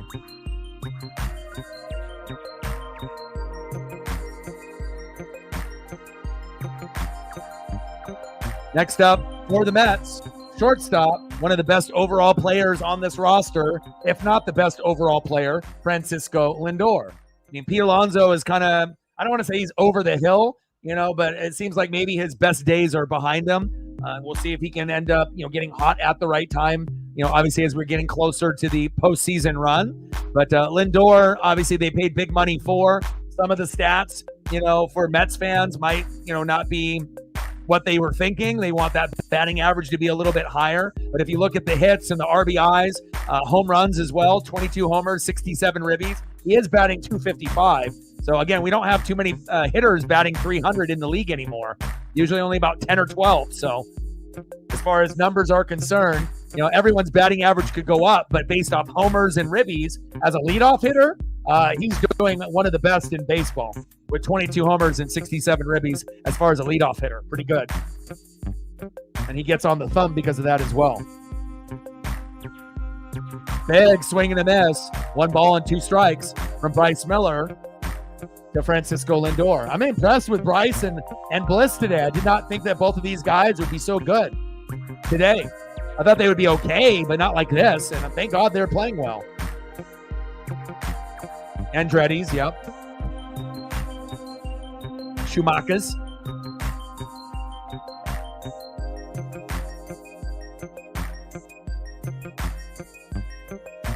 One-two pitch. Now, I think like the 2 coolest items, I got a lot of McFarlane figures from like 2001 of like Dale and Dale Sr. But I think then I got those Coke machines that are metal. They're miniature. They have like a mini Hot Wheel, like NASCAR car in them that you can open up, and it's based off a real Coke machine, but just miniature.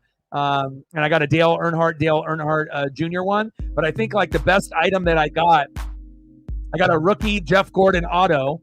Ooh, Randy Arozarena getting that, turning on the wheels there in the outfield for out number 3. But I got, what do I got? I got a Richard Petty and a Dale Earnhardt Intimidator piece of artwork.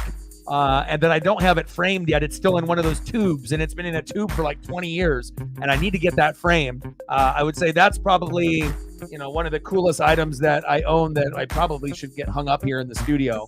And then obviously those mini Coke machines with the cars inside. But I got a lot of love for NASCAR, and I can't wait for it to get started back up here Sunday.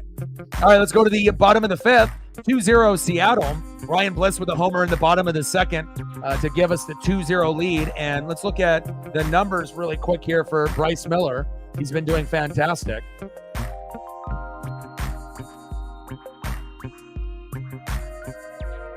Six and 7 record. No. 8 and 7. 3.62 ERA. And today, 5 innings pitched, 3 hits, no earned runs, only 1 walk, 5 Ks. Solid job. Hasn't given up the big home run or the big RBI just yet, and that's all you can ask for. Next up for the Mariners, 1-for-1 with a run and 2 RBIs with that blast over 400 plus. Second baseman, Ryan Bliss. Batting second, 0-for-1, shortstop, Leo Rivas. How about a bunt? And batting third, 0-for-2 with a K, center fielder, Victor Robles. How about a bunt? I would like to see these 2 guys go for a bunt. And again, sometimes, you need to go for something different. And obviously we haven't been able to get you a hit at the beginning of the game lately. So why not mix it up? They assume you're going to swing. Why not try to get on base with a bunt? And obviously Leo, you would assume he'll bunt 1 out of every 8 or 9 plate attempts, and maybe we can get a couple guys on board by surprising him here.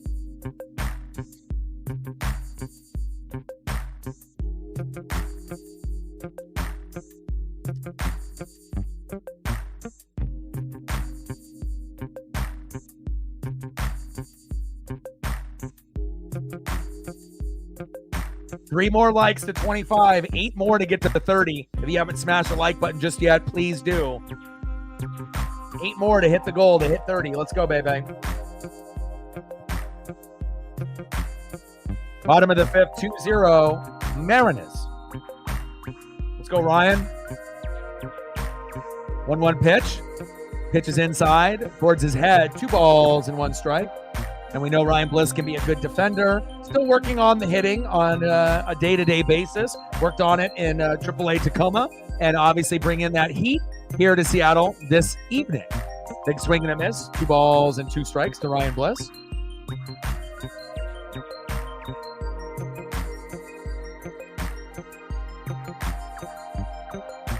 Big swing and a miss for strike 3. Down goes Bliss. Hi, Paisley. Love you. Next up, shortstop, Leo Rivas.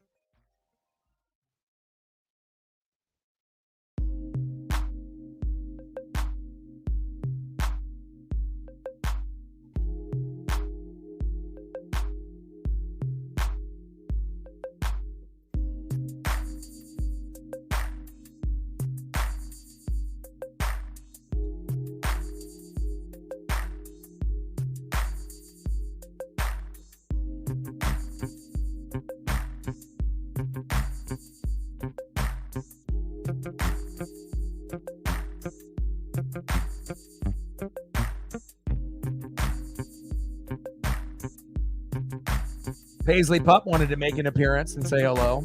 Cute as ever. Rivas.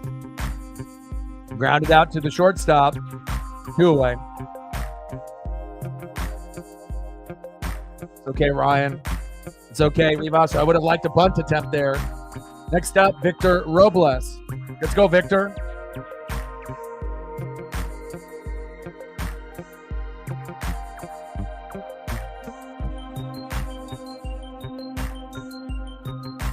Who is the who? Muckleshoot sign. I don't comprehend. What are we talking about? Paisley's birthday is in 1 week. So we're going to definitely do a celebration on her birthday.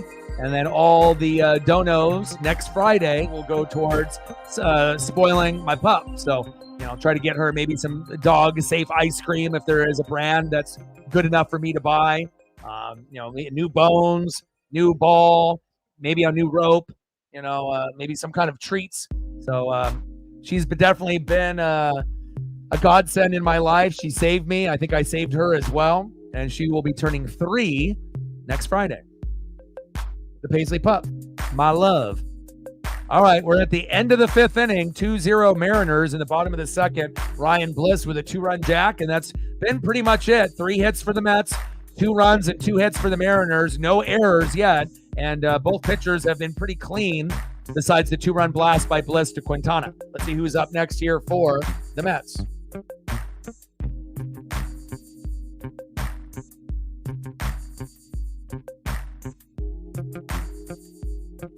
Next up for New York, 1-for-1 with a base on ball, left fielder Brandon Nimmo. Batting second, 0-for-2, the former Mariner right fielder Jesse Winker. And batting third, 0-for-2 with a K, first baseman Pete Alonso. Let's go Mariners. No, I don't give her food like that. Like I said, even with the food that I give her now, they have chicken that's like processed in beef. I usually do kind of like a lamb. I do a certain type of food that's a little bit more expensive and healthier because I want her to be healthy. And then we typically do like organic blueberries and, strawberries, blackberries, raspberries, watermelon. So I make sure that, she eats as healthy as possible. And we typically are doing about an hour and a half of walking every day. So, and we might have, put on a couple pounds of, eating a little bit more fruit than maybe we should have. But again, watermelon's only going to be in season here for summer. And once watermelon goes out the window, then, things will be just fine. But again, she's already in good shape. She's very muscular, and she's living her best life. Edwin Diaz in the pen, the former Mariner closer.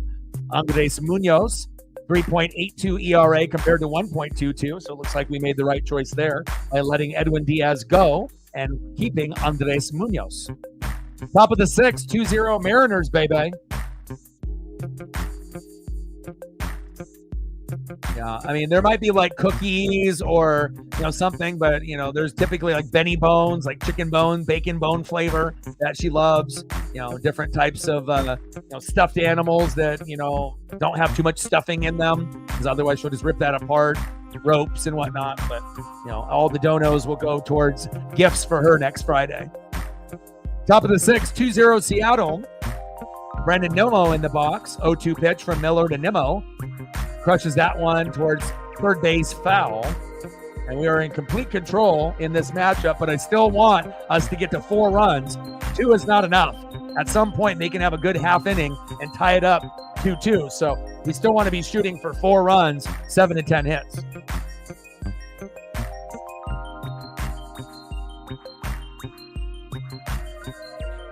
That one popped up foul.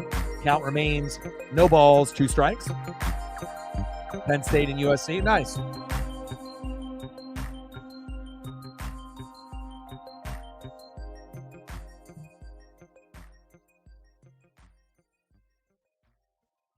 Row 2 pitch. Pitch is low and into the dirt. 1-2 count. And if Captain Oreo, if you're still in the building, let me know what you want to do for a photo for your dono. You want Cal Raleigh photos or you want Julio photos? You let me know who you want, and then I can throw up some of those for you. And reflect. If you want anything photo-wise, you let me know as well. 1-2 pitch from Miller to Nimmo. Chopper towards first base and foul. Count remains 1-2.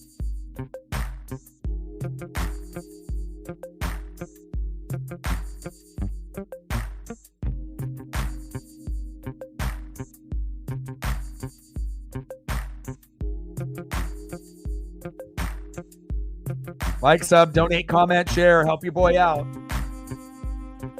We need a few more likes to get able to get to the next number. Where are we at right now? We're at 21. We need 9 more likes to be able to get to 30. We want to get 30 to 50 before the game is over. We're in the top of the 6. We're at 22 now. We need 8 more before the game ends. I think we can do that, especially if the Mets get on a little bit of a rally. If you haven't smashed the like button just yet, please do. Let's go.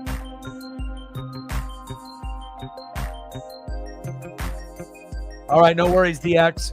I'll still be here, more than likely. 1-2 pitch. Got him.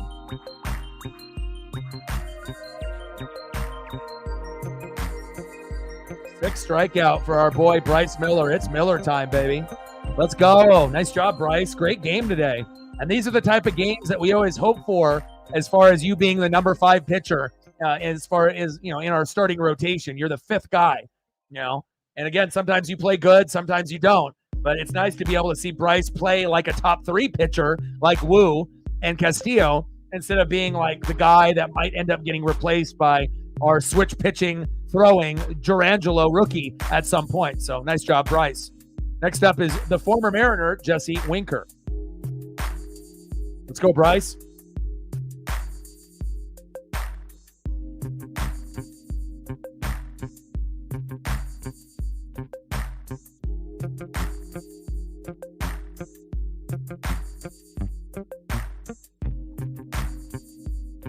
Pitch is inside. 2 balls and no strikes.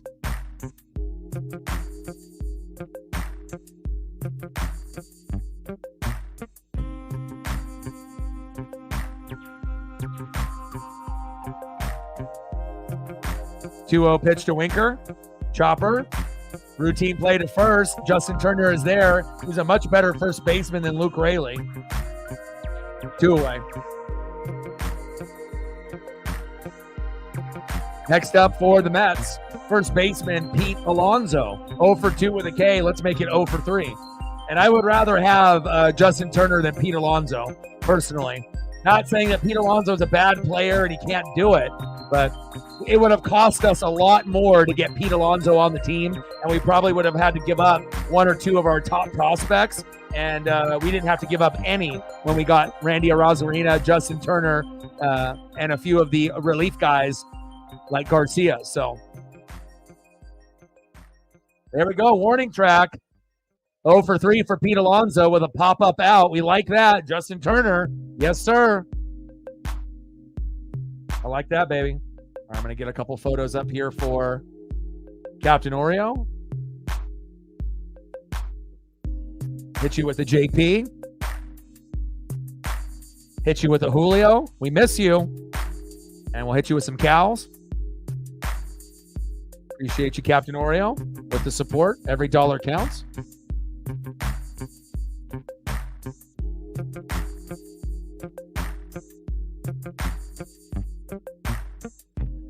Anything else that you want to be able to see, Captain Oreo, besides Julio or Cal Raleigh? You got a specific player you want to see? Comment below. Past or present. Doesn't have to be a guy that's playing now. It could be a vintage guy too, like Griffey or Randy Johnson or Felix Hernandez, something like that. You know, or even a guy that was underappreciated in Kyle Seager, one of our favorites, you know, with Hernandez and Seager. Those were two guys that I definitely would love to add to this team. Let's go. We're at 136, 64 to go to hit the second goal. He's playing great, man. He's playing like he's the number 3 pitcher today instead of, you know, playing like a 5 pitcher, you know, and being the worst one, you know. So, again, nice to be able to see Bryce and Castillo being 4 and 5 play like they're at the top of the rotation instead of the bottom. We deserve that, you know, from time to time, right? All right, let's see who's up next for the Mariners. We need a little bit more run support. Next up for Seattle, 0 for 1 with a base on ball. Left fielder, the biggest pickup at the trade deadline, Randy Arozarena. Let's go, Randy. Love his vibes, love his aura, and you know, I like his defense and his bat. Can't wait to have Julio and Robles play with Arozarena in the outfield. No fly zone, and all 3 of them. Batting second, big dumper. Catcher Cal Raleigh. Can we get a home run? A little electricity? Yes, please. Let's go, Cal. And batting third, first baseman, Justin Turner. Let's go, JT.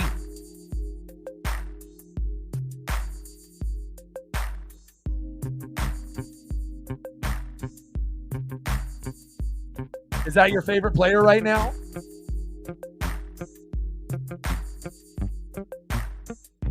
What's going on in camp? What have they been saying? Have they been saying anything else?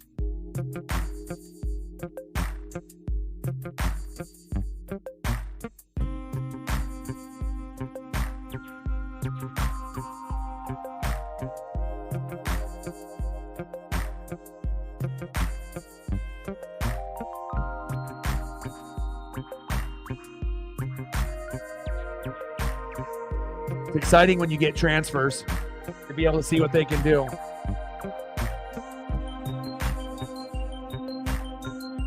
Well, I wish the most success for you. You know, again, you guys took a while to build that roster. And, you know, when you're a small market team and you don't got the Nike money and you're going to have to recruit a different type of way, it's harder for the Huskies. And to be able to develop so many pros, you know, that ended up coming out of the team this last draft, you know, the team is a little depleted compared to what they were. But again, you know, for you guys to make it to the Natty, you know, just like Oregon, even though you guys didn't win, you represented the Pac-12 to the fullest. And, you know, we got to be able to see Michael Penix Jr. on the biggest stage, and he definitely fucked up Texas. And, you know, I'm rooting for the Huskies to get back to where they were last year. But realistically, you know, losing the coach to Alabama, you know, losing a lot of the players, it may be a while before the Huskies end up getting back to that type of dominance again. It may end up being 5 to 10 years, but, you know, with the right coach and the right players at that time. But even with that being said, you know, realistically, I hope that the journey goes well. And again, you should be able to be better than UCLA, you know, like, you know, and we'll see how close you are to USC, you know, and then maybe one day you'll have Oregon and Washington competing with Ohio State and Michigan at the top. You know, but again, it's going to take a few years, and that's not like, you know, hater talk. It's just real, you know. Again, if they had Michael Penix Jr. back, how exciting would that be? And Jalen McMillan and Rome and Culp and, all the studs that they've had on that roster. So it'll take time. And it feels like that team won't be duplicated. It kind of feels like one of those special teams like we had when we had Chip Kelly, when we had like D'Anthony and LaMichael. You kind of know when you have a special team and a special coach and a special year, and it's not going to be duplicated at all. You can just hope that you can get back again, but hopefully Jonah will play awesome for you. And I will be watching a lot of Husky games throughout the year, because I like to be able to spy on the rest of the old Pac-12 teams as well as the new Big Ten teams. So, no, I'm not a Seahawks fan. It's the only team I don't root for. I'm a defensive guy, so I like linebackers and safeties. So back when I was younger, the Niners were a team that I love following with like Montana and Rice, Roger Craig, Tom Rathman, Brent Jones, but they didn't have any defensive players except for Dion in '94 when they won the Super Bowl, and then he left to the Cowboys in '95. So I decided to wait one more year. And when I was 13, and then Warren Sapp and Derek Brooks got drafted by Tampa, and those were guys that I followed in college, and I loved those type of players. John Lynch was already there. They got Rondé Barber, then Mike Allstott, and I was like, these are my personality type of guys. So the only team that I root for that's not in the Pacific Northwest is the Tampa Bay Buccaneers, and I've been a fan of them since '95, since I was 13. So, but every other team is Ducks, Blazers, Kraken, Mariners, and I follow the Seahawks, weekly. I know what they're doing, and obviously if you live in Oregon and Washington, that's the team that's talked about the most, here.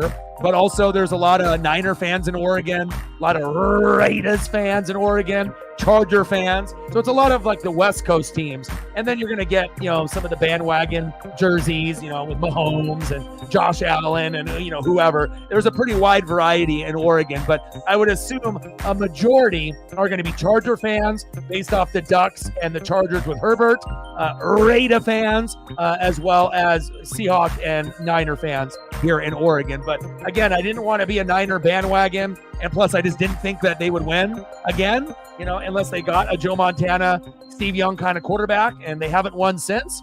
And again, sometimes you got to be able to find players and coaches you connect with. Monty Kiffin, Tony Dungy, John Gruden, those were kind of like my guys. So that's the only team that I root for that's out, of the Pacific Northwest.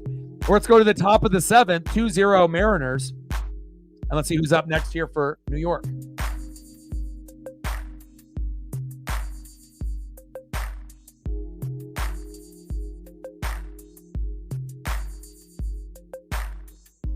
Next up for the Mets, DHing for New York, 0 for 2 with a K, J.D. Martinez, one of the better DHs in the business. Batting second baseman in the 6th hole, Jeff McNeil. And batting third baseman in the 7th hole, Mark Vientos. Like, sub, donate, comment, share, help your boy out. Let's go. Colin Snyder back in the matchup. Let's go.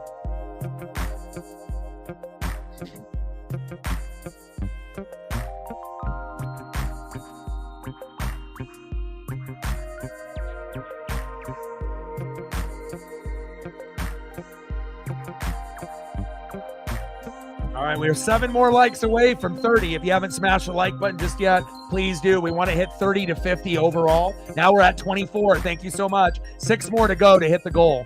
And somewhere between 30 and 40 would be great. If the game goes in extras, then we want to try to shoot for 45 to 50. But right now we're in firm control, and hopefully it stays that way. Top of the 7th, 2-0 Mariners. Better energy here today. Cal Raleigh called out the team of lack of energy in that Tiger series.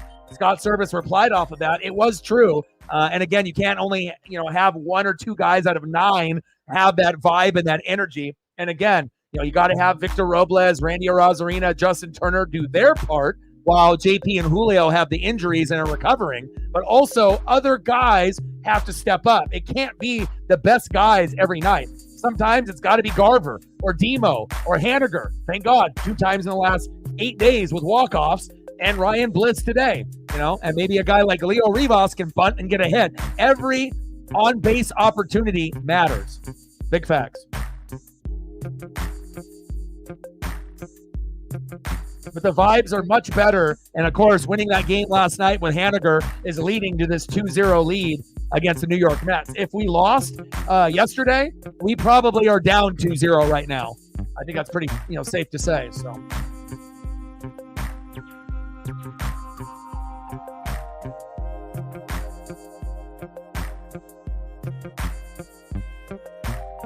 But I still watch, the Seahawks weekly, Niners. I pay attention to everyone. Plus, if you do fantasy football and you want to be good at it, I got to cover every team as if they were my own.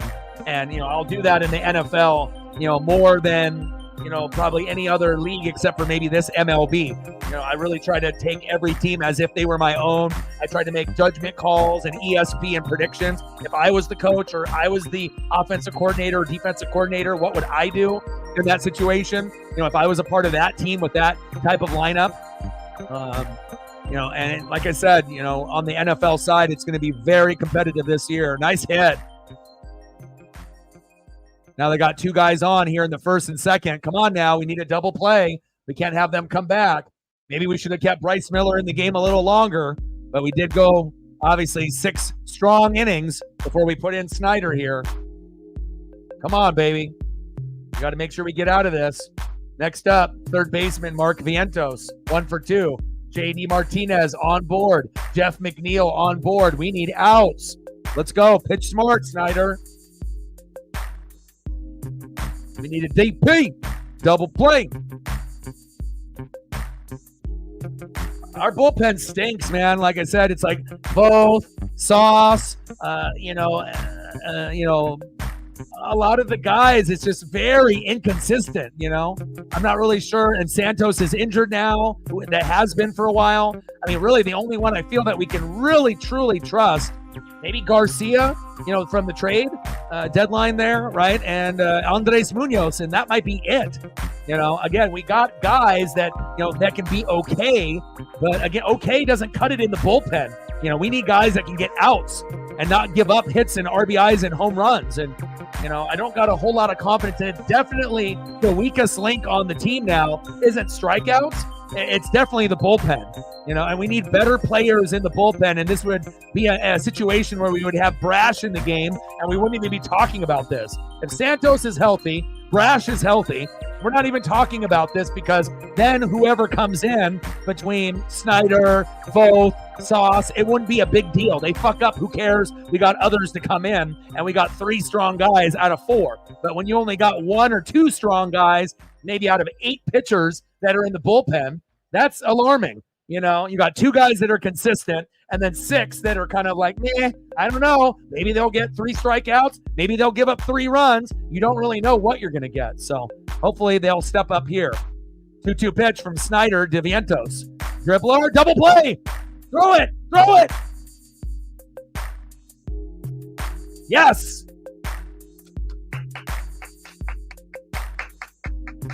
Let's go.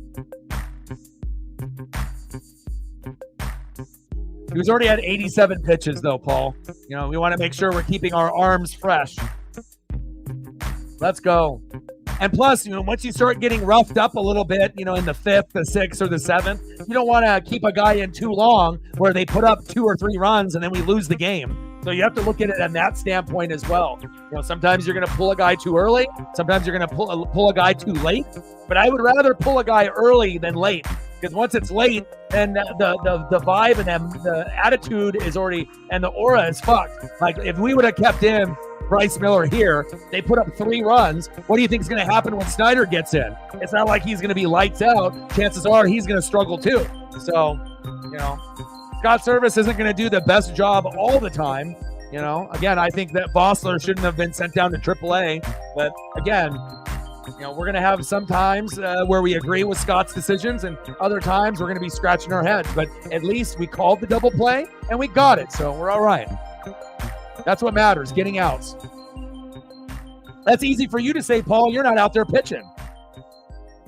It's easy to be a couch GM, and to be able to complain and talk on the couch or in front of the computer, and, when you're not the one doing it. But again, pitchers and hitters, baseball is the hardest sport, and again, this is a long season, this isn't like game 7 or game 5 in the playoffs. So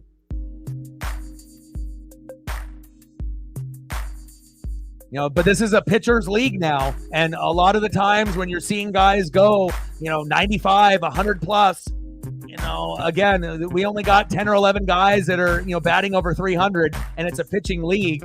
But, it's kind of like the new strategy that these managers are using. They usually don't let guys go long, even when they're prone to make a history happen, to have a no-hitter. You see a lot of times their efforts get thwarted by the manager pulling them out. Not because they don't want them to make history, that they're trying to look for the health, I think, of the player. And sometimes it ends up being the right move, and sometimes it ends up being the fucking wrong move, So I don't think we're ever going to be satisfied with any manager's decisions, but you don't typically see guys go on those high pitch counts anymore. Even a couple years ago, you saw it more often.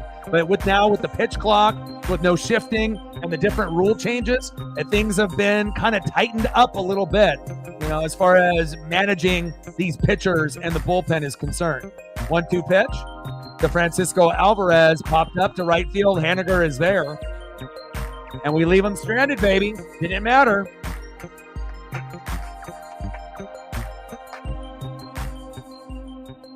Yeah, but the grass isn't always greener on the other side. I mean, who are we going to be able to pick up if we get rid of Scott Service? I mean, there's only, maybe 5 good managers out of 30 teams. And then there's, probably about 15 average ones, 5 or 10 bad ones. And then there's like 5 elite managers and then 5 that are maybe like good. So maybe there's like 10 total managers. And a lot of the managers that are good or elite, they're not going anywhere because they're on some of the better teams in baseball. So, I mean, unless you find a guy, from college, which they don't really do in the MLB, like if you could end up finding like a special guy to come in, like a Lou Piniella type of, manager, cool. I'm all for that life. But, there's not a lot of options right now. And again, and then you get a lot of these managers that are former pitchers or former catchers.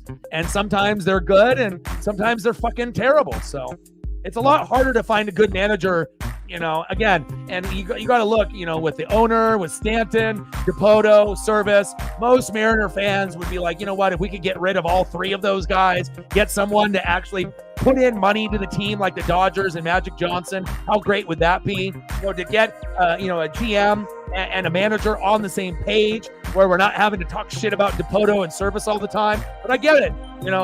They haven't made a whole lot of friends with the fan base. A lot of fans can't wait for those guys to leave, sell the team, or to find a new job. But remember, it's just like when you end up having relationships, sometimes the grass isn't greener on the other side, even though we have a lot of issues with Stanton, Dipoto, and obviously Scott Service. Stanton's not going anywhere. Owner's the owner. That's not moving. But as far as Dipoto and Service, you would feel that maybe they'll make a change at some point.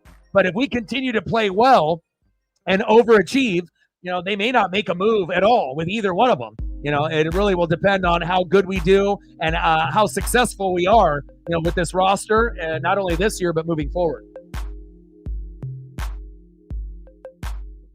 Now, if there was, more opportunities to be able to grab one, and I would say with Scott Service, he's a top 15 manager out of 30. I'm not going to say top 5 or top 10 because a lot of times I don't think he is. But I think at some strategies, he does manage like a top 10 manager sometimes. Like I feel like sometimes he'll be like number 9 or number 10 out of a top 10 managing, opportunity and taking advantage of the right time in the right place. But there's also times where we look at him and say, what the hell are you doing? And he seems like a bottom 5 or bottom 10 manager. We have to keep it real. Sometimes he does good things and sometimes he doesn't, But again, you could say that for any manager in baseball.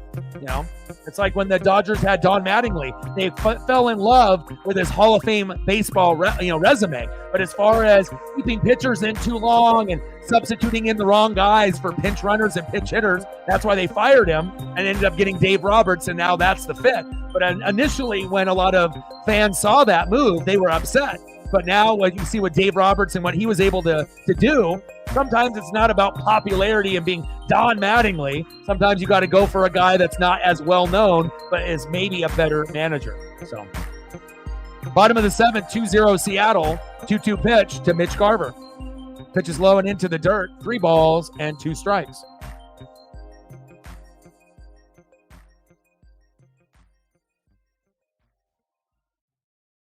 Yeah, because I'm not a fucking hater like most people. You know, a lot of the Seattle Mariner content creators are very suspect. You know, they just do it for views and they just want to, you know, complain and bitch and moan. But complaining and bitching and moaning, what is that going to do? You know, you have to keep it real. You know, when things are going good, you got to praise them. When things are going bad, you know, you can call them out. You know, but again, that's the problem with a lot of the Seattle Mariner content creators. They're incredibly biased. They don't give credit to the other teams. All they do is talk shit and they're negative. You know, and that's why I don't follow those people. That's why I don't, you know, go over their content because, like I said, you know, it's just like beating a dead horse. You know, Mariner fans want to be able to hear what's really going on, you know, the good, bad, and the ugly, instead of just being negative 24/7. You know, and that's why we're the most successful Seattle Mariner channel on YouTube compared to all the others. So, you know, we're not biased. We keep it real. And we want to make sure we're acknowledging the good things and calling out the bad things, even if that's our own guys. Bottom of the 7th, runner at first, 2-0, Mariners. Next up, it's Demo, Dylan Moore.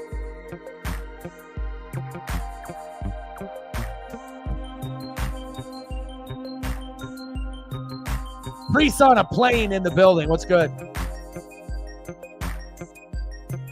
Now, I won't do it here, though. Yeah, but plus, if you're a New York fan, I mean, that's New York. You know, if it's New York and Boston, I mean, shit, New York and Boston fans will even boo their best players. Aaron Judge has a bad game, they'll boo. You know, but, you know, we're not going to do that with, like, Julio. You know, again, but every fan base is a little bit different. There's more rude people on the East Coast than there are on the West Coast. That's facts. You know, so, again, I used to do phone sales, and I used to call corporate businesses in New York and Boston. So I know those type of people, but again, if you can vibe with them and you can, you know, talk fast and be honest and you know, because vibe with their energy, you know, you can get along with people on the East Coast for sure. I don't have a problem with it, but you know, if you got more angry people and you got more haters and more negativity, you know, that's what you're going to get from a fan base. Little dribbler, safe, baby.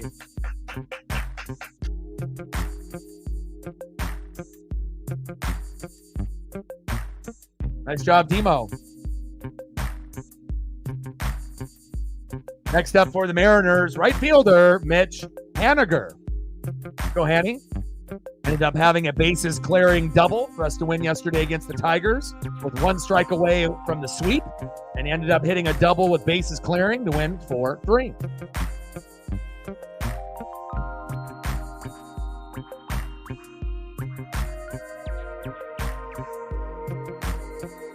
Let's go. We need some more runs. The magic number, 4 runs, 7 to 10 hits. But I feel when people are trying to be funny, it's fake. You know, it's like they're just doing it for clicks. You know, a lot of content, you know, right now, you know, for sports and for wrestling and just, you know, in general, there's a lot of fake content that is just for, you know, getting a reaction, whether they feel that way or not, you know, and I can't stand that kind of content. It's the worst. Some people may like it, like Priest on a Plane. You may enjoy it, you know, when someone just goes off and goes crazy on a fucking 2-minute rant on how shitty the Mets are, you know, and how shitty their manager and team is and whatnot. But I don't know, you know, a lot of times, you know, that is not the material for me. I don't like fake people or fake material. But the problem is there's a lot of fake people that are out there, and fake people love fake content creators. So there you go. Bottom of the 7th, 2-0 Seattle. Runners at first and second. Quintana, 87 pitches in. 0-2 pitch to Mitch Haniger. Pitches outside. Good eyes. 1 ball and 2 strikes.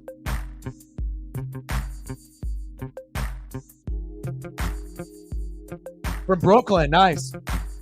Yeah, like a lot of love out for Kurt Cobain and Nirvana and all the grunge bands. Obviously, in the early 90s, a lot of history. Jimi Hendrix out here in the Pacific Northwest as well. And we're happy to have you, man. Again, I don't call it like most people do. You know, a lot of content creators just shit on the other team. They do something good, they just shit on them. But again, I'll try to treat every stream as not just a Mariners stream, but a Mets stream or whoever the opposing team is. Makes it funner that way. Rip Kurt, legend. Watch out for Courtney Love. Wow. And got him with the strikeout looking.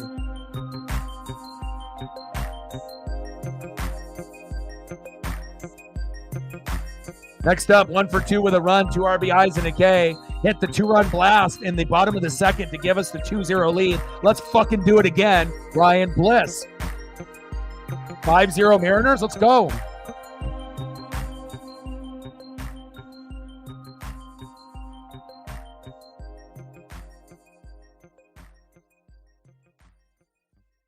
Yeah, but it also depends on the personality of people here in, Oregon and Washington. We got the most strip clubs per capita, right? We got the most like dispensaries and wineries and breweries. We're not fucking all on edge. Like sometimes you'll end up seeing footage of, people in downtown Portland where there's homeless or, people fighting, but that doesn't mean that's what Oregon and Washington are about. Every state is going to have a dangerous area where you're going to have fights and crazy shit that happens, right? But I feel like with us, we're really laid back, people in general. Some people are going to be a little edgy and whatnot, depending on where they're from or what happened in their life. But I think a lot of people that live in the Pacific Northwest have honesty, loyalty, respect. We love our teams. Shit, we didn't make the playoffs for 20 years, but we still treat it as if we went to the playoffs for 20 straight years. We have a lot of love and passion for our teams in the Pacific Northwest, and I think that's why we're mentally built different than a lot of fans in the Midwest, East Coast, and the South, where you might, always be winning and you don't know what it's like to lose. But when you end up being a loser for a long period of time and then you get good, it definitely makes you mentally tough. And I think that's really what makes the difference from us fans here in the Pacific Northwest. We know when to boo. It's like we have Jorge Polanco. We booed him for about a month and a half, but we normally don't boo players. Now we have a love-hate relationship with him because he can't defend, but he can hit once in a while. So we will be vocal when needed, but we're not going to go over the top, to make a player feel like shit or not wanting to be there, But you're always going to have bad fans that are fake fans, that will do fucked up things like death threats, on social media or in person. And there's no room in sports for that, for any athlete to feel threatened. This is a game. This is their life, So it is what it is. But we're built different out here. Our swag is different out here in the Pacific Northwest. Little dribbler, throw to first. Runners advance to second and third. Ground out by Ryan Bliss. Moore to second. Garver to third. And we have one opportunity here to get it going.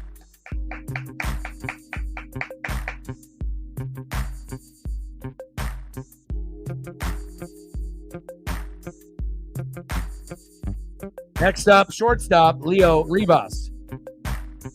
And it's not like every single person in Oregon and Washington is respectful. There's going to be assholes everywhere, on every single state. But I feel, the respect level and the passion for, sports and wrestling is really, really big out here. It's like it takes a long time for Oregon and Washington teams to get good. But once the teams are good in Oregon and Washington, we can be like a champion or at least get to the championship game. Maybe not win it, but we're going to have to build for 4 or 5 years to be able to have our moment. We don't just, automatically have a championship roster every year by default. It takes a lot of effort to be able to build something. So that's what makes it special for us out here. When we're building something, we know it's going to take time. But when we're contenders, we are true contenders. And sometimes we'll go even all the way.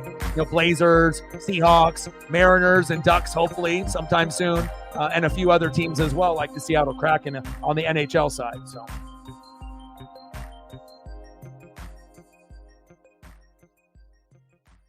yeah, I like playing the Yankees. Like I said, I got an Aaron Judge ball, when he had a 62 home run season when I went to Seattle, in that Julio Rodriguez rookie year.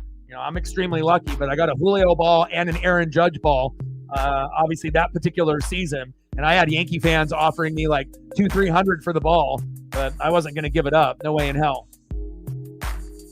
But I've been to like 9 games and gotten 3 baseballs, so I would say that's a pretty good fucking ratio. I might not be Zach Hampel, but I feel like I'm a honey badger, and if it's going to be close, I'm probably going to get it. So, bottom of the 7th, 2-0 Mariners. Runners at second and third with 2 outs. 3-2 count to Leo Rivas.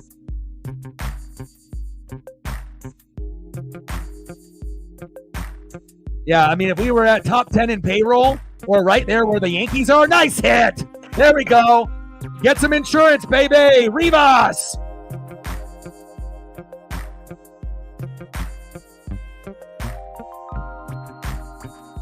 Yeah, baby. Leo Rivas with the RBI. Let's go. 4-0 Mariners. Just like I said, you ask and you shall receive. You just got to ask for the run support and you get the run support. Nice job, Leo. Next up for the Mariners, center fielder, Victor Robles. Let's continue this electricity for the Mariners. Let's go. Hell yeah.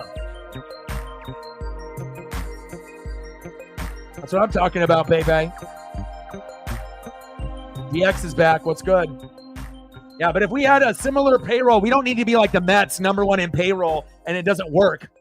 It's a lot of wasted money where they spend like 67% of their profits, to go back into the, payroll. The Mets are #1. But if we could end up being, somewhere like where the Yankees are typically at and the Braves, which are normally somewhere through 6 through 10 in payroll out of 30 teams, that could be the difference between the Mariners getting one or two bigger name guys, like adding a Alonso or Francisco Lindor to this Mariner roster. And if that happens, then you might be able to go a little bit further. Instead of the ALDS, maybe the ALCS or maybe the World Series. So I don't know if the Mariners are ever going to be like the Braves and the Yankees payroll-wise, but if they do, that could be the difference. So we'll see.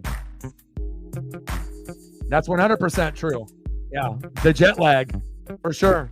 But still, I respect the passion, that the Boston and New York fans have out on the, East Coast. They have a lot of history with the Red Sox and the Yankees and the Mets and a lot of the other teams that are out there. But again, the swagger, it's a little different. It's like a Biggie vibe and a Tupac vibe. They both are legends and they're both icons and they're both great. It just depends on what you want to be able to listen to. You want to listen to Biggie? They had maybe better beats and Biggie could flow with the best of them. Or you could go with Tupac on the West Coast where it's more of the beats were shittier, but he was a great storyteller. And even though the beats were shittier, he could still make good music. And that was kind of, what you ended up seeing, back in that wave in the 90s. So both are legends, both are icons, but the vibe and the swagger is a little different. But both are cool in their own right, so.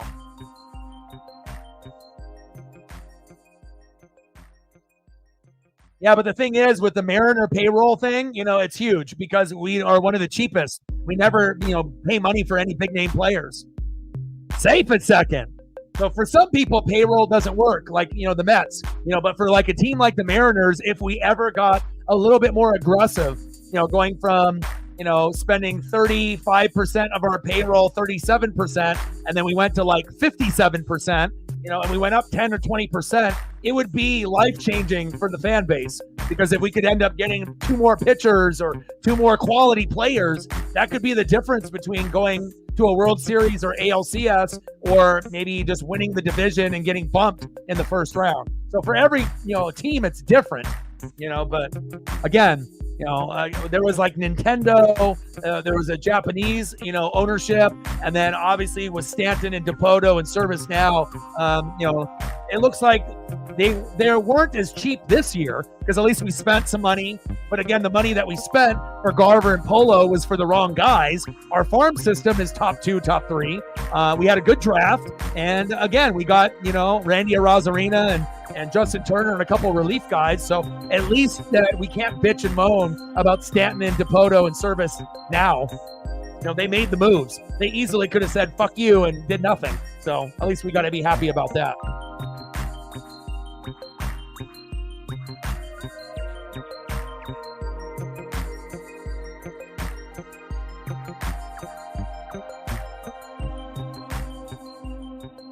Bottom of the 7th, 4-0 Mariners.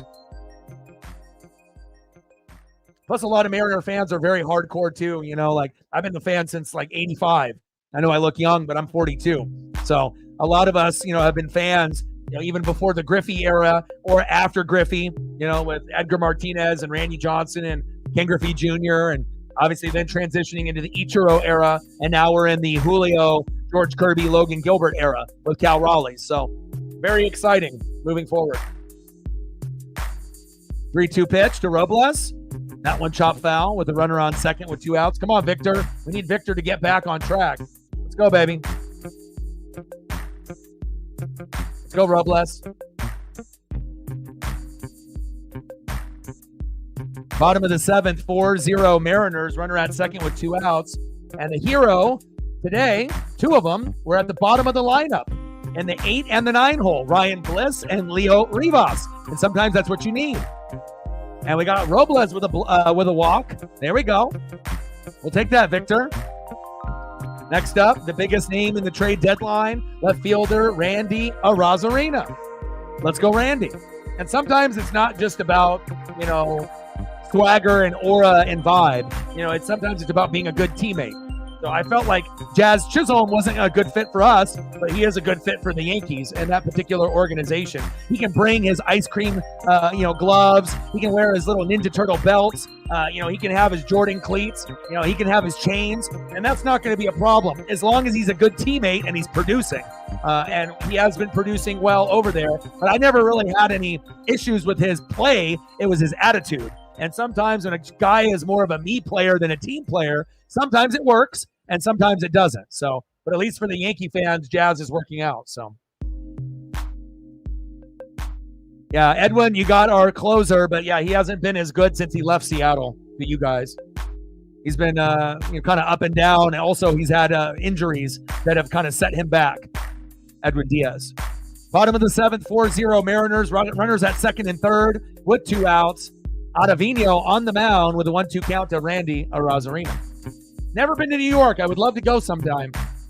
Oregon, Washington, California, Japan twice, and then I've been to Chicago, Illinois for business. That's it. That's as far east I've ever been to is Illinois to Chicago. Never been to New York, but would love to go.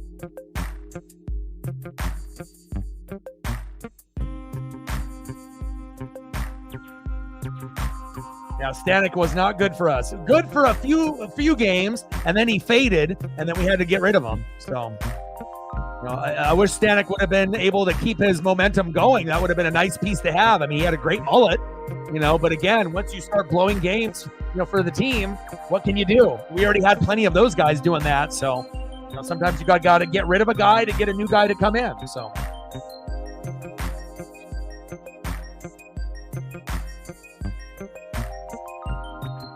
3-2 pitch to Arozarena. Bases loaded. Uh-oh. Here we go, Mariners. Who would have thought the hero today would be Ryan Bliss and Leo Rivas in the 8 and the 9 hole? But that's when you know you got a baseball team that is rolling on all cylinders. Next up, big dumper, Cal Raleigh. Is it time for a grand salami? Is it time to get the mustard and rye bread? He could do it. He's the best hitter in the 7th inning and beyond. And coincidentally, just like I say in every single stream, the best inning for the Mariners in 2024 is the 7th inning. And as you can see, we got bases loaded with 2 outs, and we have an opportunity with one swing that could be 8-0. Not saying that it will happen, but it could. He's the guy that could do it. From the left-handed side or the right-handed side, he's got power from both. Big dumper, Cal Raleigh, should have been an all-star this year. He got snubbed. Jerry in the building, what's good?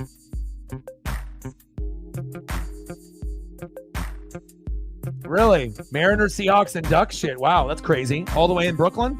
Wow, didn't think. Are the owners from Oregon or Washington? There's got to be some kind of connection to family, or they might be from there, because you wouldn't think that there would be a lot of Mariners, Seahawk, Duck stuff. I imagine there's sports bars of a bunch of different teams across the globe, other than just Yankees, Mets in New York, or Knicks or Rangers or whoever. Cal!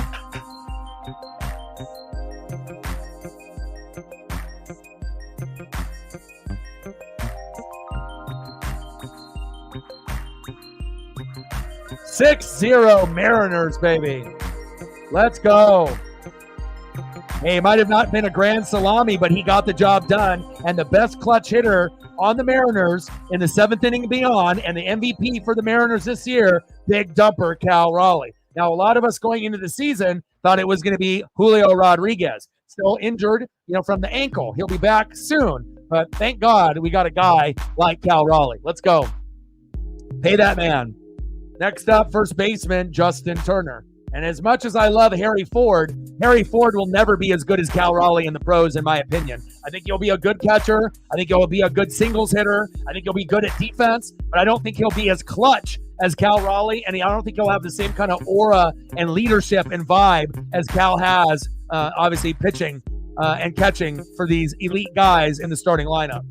You know, Cal has that X factor, and I just don't think that you're going to be able to replace that, especially when the pitchers are getting low on themselves and depressed. And to think about how many balls that he has saved from being wild pitches, from runs being scored, and runners being advanced. You know, Cal has been money. And even though we got, you know, quite a talent of a roster with George Kirby, Logan Gilbert, you know, Brian Wu, Luis Castillo, and Bryce Miller, you know, and we got Durangelo in the draft this year.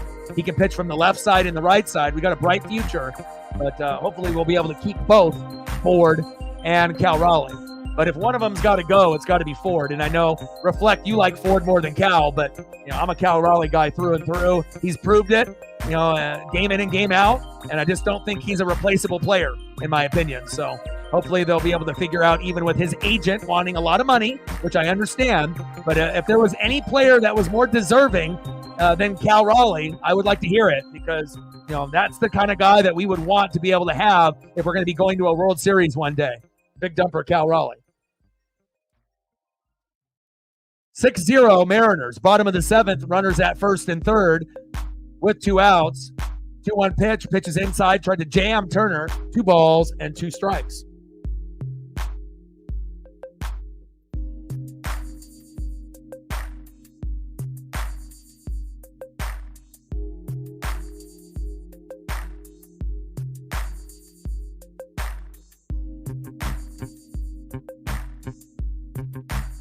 Maybe Cal Raleigh takes less money to stay on the team, though. I mean, you don't really, you know, of course, you know, when you got Boras and you got some of the, you know, top agents, they're going to be wanting, you know, Julio type of money. I totally get it. You know what I mean? But I just feel, as far as talent, defense, leadership, you know, everything that he does with the pitching staff, you know, as well as, you know, home runs and RBIs, I just don't really see him, you know, being a guy that we can let leave. You know, we've already had bad guys, you know, that ended up going to, you know, other, you know, teams later that we ended up, regretting. Omar Vizquel to the Indians, you know, Alex Rodriguez taking the money and going to the Rangers, but who cares about him? Adam Jones going, you know, to the Orioles and having success, you know, but I don't know. We'll see. We'll see how it goes. I see your point of view, you know, but I just hope that the Mariners find a way. You know, I want to have both, you know, but again, that might be greedy of me, wanting Ford and Cal, you know. But again, if I had a choice, give me Cal over Ford, you know, and I think Ford can be good, but I just don't think he'll ever be as good as Cal Raleigh, in my opinion, you know, based on what I've seen in the farm system. And they're both different types of players. Cal is more of a thicker, you know, kind of DH kind of player, you know, and Harry Ford is more lined up like Buster Posey, where he's more of a skinny catcher, you know, so it's a different type of vibe, but both can be successful in this league for sure. So, right. True. We don't know. I mean, again, but between the two of us, you know, based off our sports knowledge and the way that we think about things, you know, there's not going to be a lot that slipped through the cracks based on scenarios on like what could happen, what we think will happen and might happen, you know, and it might not be what we agree with. And we understand that things are out of our control, right?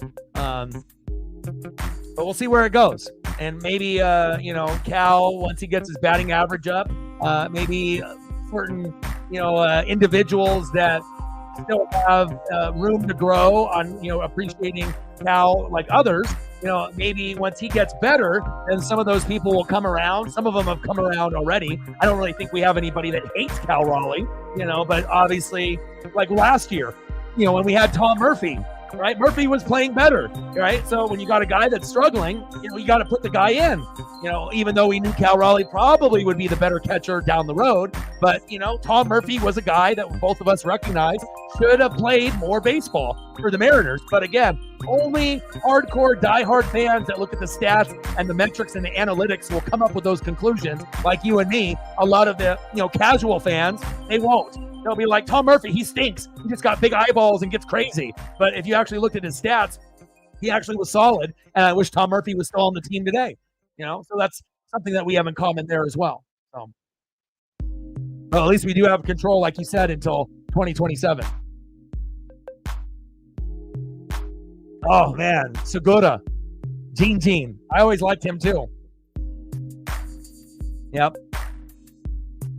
Top of the 8th, 6-0 Mariners. Happy that my buddy Justin and his friend are celebrating their birthday drunk out of their minds.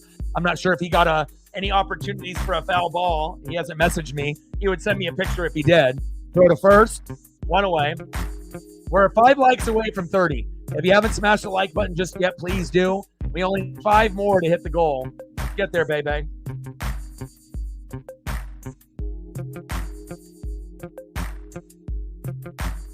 Nice. My buddy got the hot dog from heaven. Fuck yeah. He didn't get a ball, but at least he got the hot dog. Yeah. Heck yeah. It must have been those beers that they slammed, maybe on the train or in the hotel room or at the bar before they went. Hell yeah.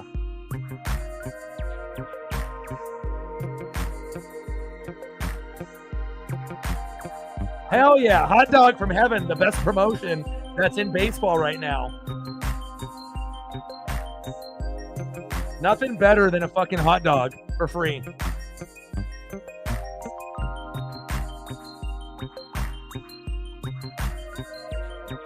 Heck yeah.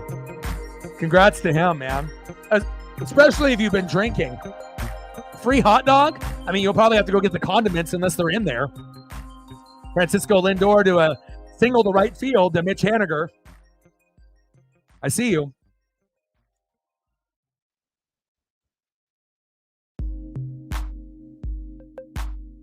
Nice job by Francisco Lindor, pulling that baseball into right field. Next up for the Mets, left fielder Brandon Nimmo.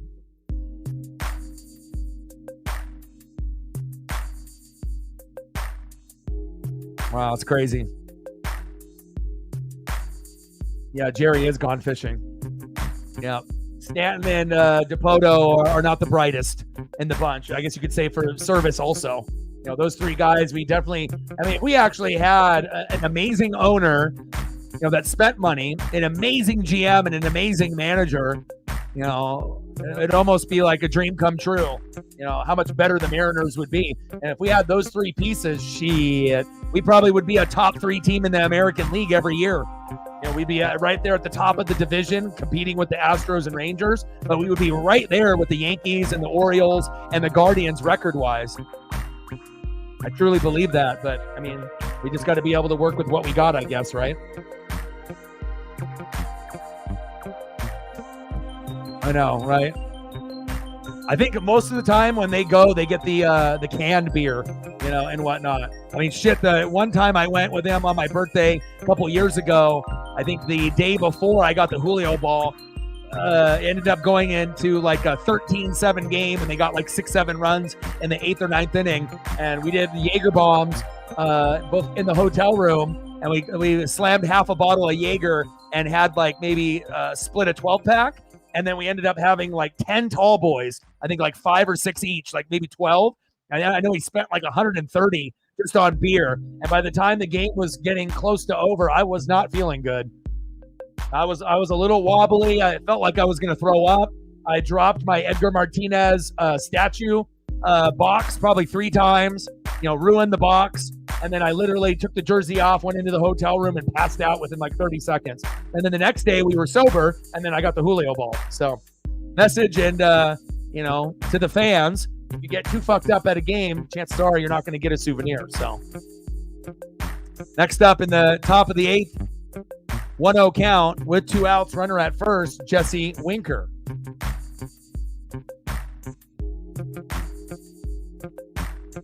Chopper towards first, foul. 1-1 count, 257 average, 11 home runs, and 46 ribbies for Jesse Winker. Judah in the building, what's good?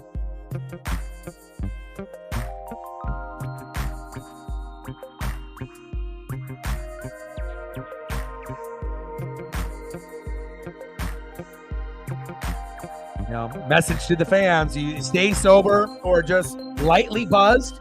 like a beer or two, with like a hot dog and nacho helmet, then you might be good. But, you never know. I'm trying to think. All 3 of the baseballs that I got at the Mariner game, I was sober. So one with my dad, Kike Hernandez, and then one with my buddy Justin, and then that was in the 9th inning in that one. 1st inning in my first one, 9th inning with the Julio, and then in like the 5th or 6th inning for my Aaron Judge one. And I was sober in all 3. So there you go. That's the key to get a baseball, being sober. Cal muffles that baseball into the dirt. Both on the mound. Let's go, Austin. 3-2 count with a runner at first to Jesse Winker. Stay sober, get a souvenir. Unless you're drunk and you can get a hot dog, from the sky, which my buddy did. So I'm happy that he got that.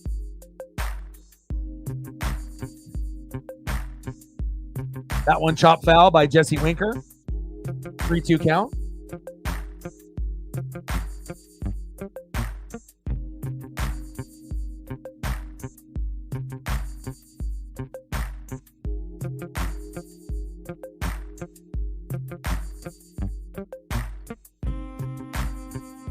Like, sub, donate, comment, share, help your boy out. Let's try to get to 30 likes before the stream ends. Winker, teardrop right in front of Randy Arozarena for a single.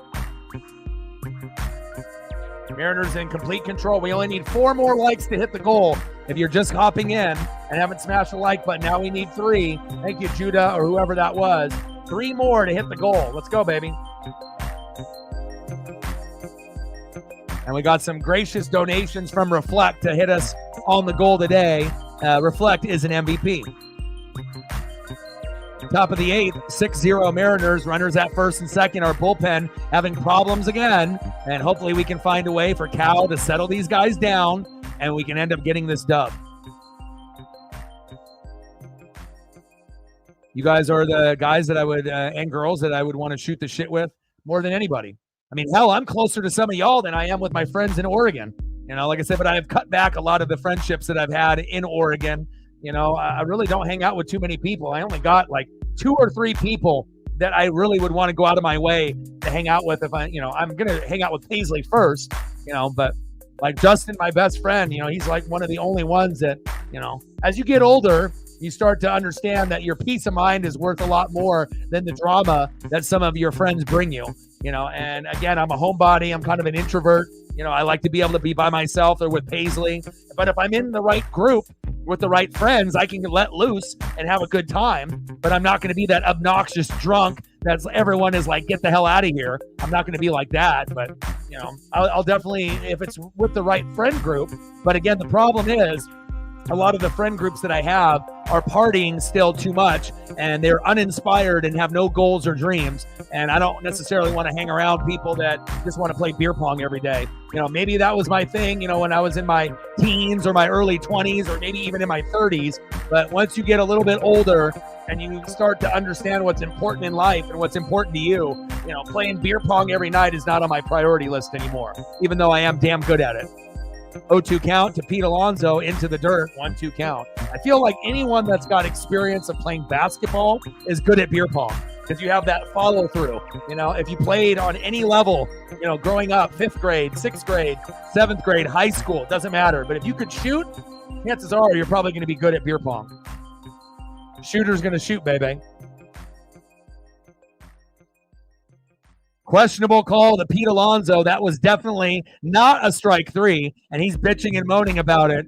And that definitely is a call into the Mariner favor, but it was a bullshit call. We got to make sure we're being honest and not acting like that was a strike 3. That was a terrible call. That was an Angel Hernandez call, but we are up 6-0. So obviously, if you're the Mets, you're going to get angry about that because you're down 6-0, right? So, all right, Mariners, you had a great game here today.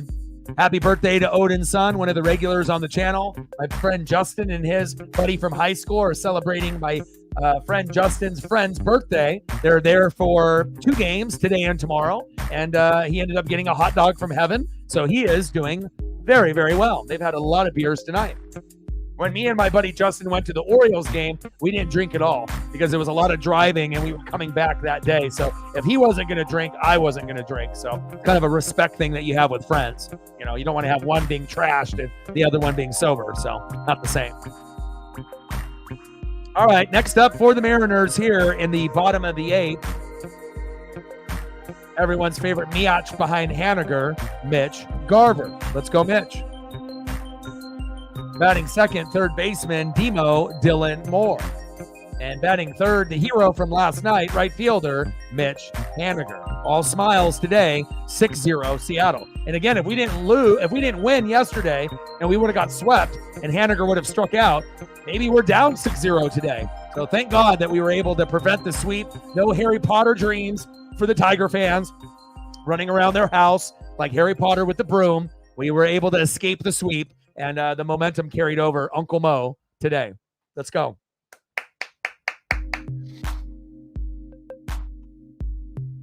Hey, cats and dogs love the attention.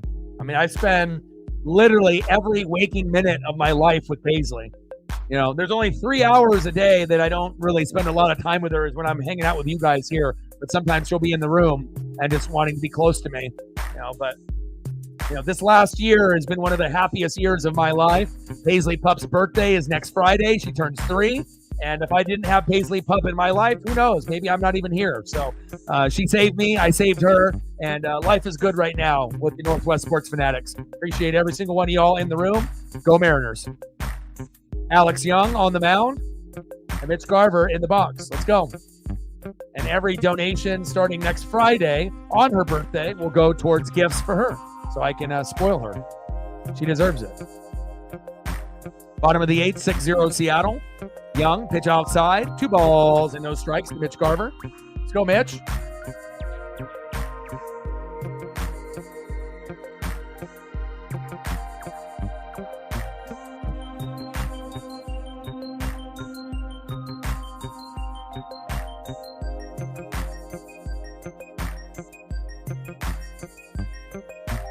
I don't think this picture is very clear. It looks like it's a little distorted.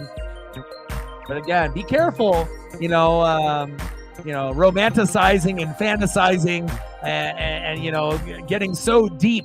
I feel like when I see people have this obsession with politicians and obsession with like singers, you got to be very careful going down that road, my guy. But if you want to wear a Taylor Swift onesie, and see your photo you sent me is not good. That's a terrible photo, my guy. Blurry. We can still see what's on there, but if you're going to send me a photo to put on the stream, you got to get me a good resolution photo, my guy. You can't send me one that's blurry. Come on, Matt.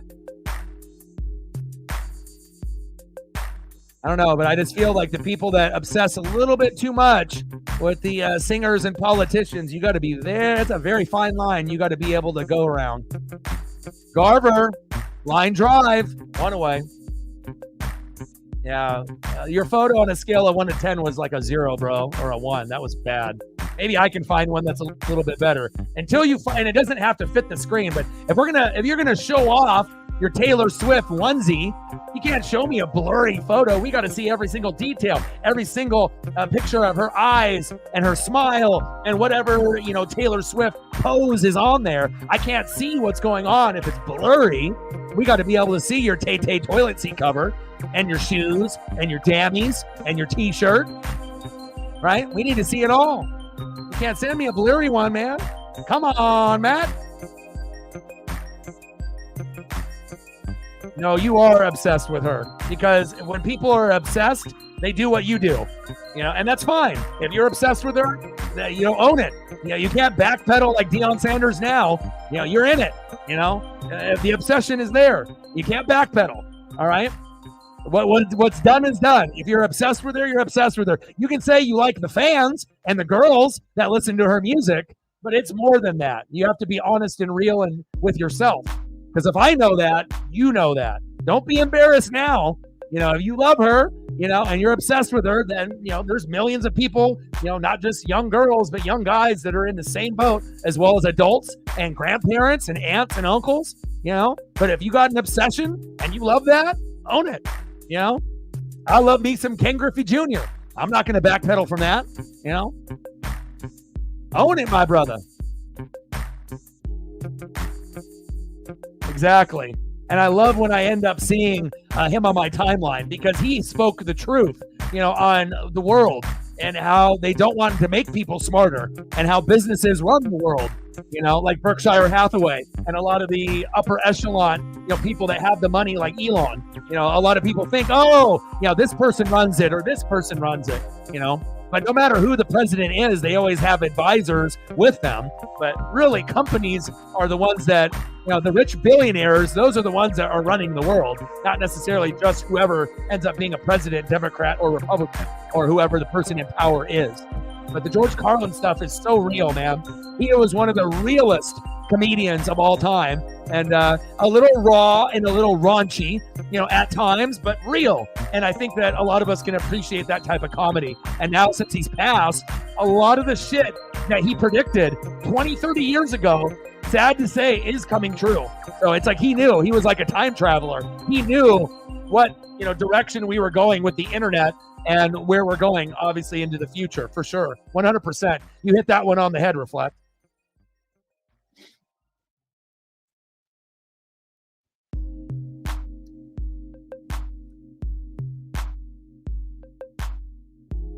Well, we don't talk politics one way or the other, but bringing it up, that's all right. Now, if you're going to start slamming one guy or the other, or the party, that's why we do no politics. But if we're just talking about something in general, like obsessions, that's the truth. I mean, are you going to tell me that people aren't obsessed, for people that are presidential candidates and people that are there? The obsession is disgusting. That's all I got to say. If it's true, it's true, right? I don't speak lies on this channel, there's certain types of things that people obsess over that it's a little scary, and if it's true, it is true. Just saying. Just like, with racism and sexism, right? That shit exists. We can't act like it doesn't, Just because certain people are afraid to talk about it doesn't mean that it doesn't exist in our daily life, and it's never going to go away. Facts. But that's why we don't, talk about one or the other sensitive subject with our friends or with our family or any, gathering. It's like, you talk about it in depth, you're going to get into an argument, or people are going to be like, screw this person, or I don't agree, or I'm leaving. It's like the number one thing that causes arguments in life, so that's why we definitely step away, from those types of things. All right, let's go to the top of the ninth. 6-0 Seattle. But I just call it how I see it, man. I don't really spread lies on this channel. I observe, and we'll call it how we see it, right? Not everyone will agree with us or with me on the channel, but I try to be able to raise a little awareness on what things are going on. So if Matt loves Tay-Tay and he wants to be able to get the toilet seat cover and the onesie, and he wants to wear the PJs and do the whole 9 yards, that's okay. Nothing wrong with that. Everyone's got their favorites on what they like, right? Next up for the Mets, DHing for New York, 0 for 2 with a base on ball and a K, J.D. Martinez. Batting second baseman, Jeff McNeil. And batting third baseman, Mark Vientos.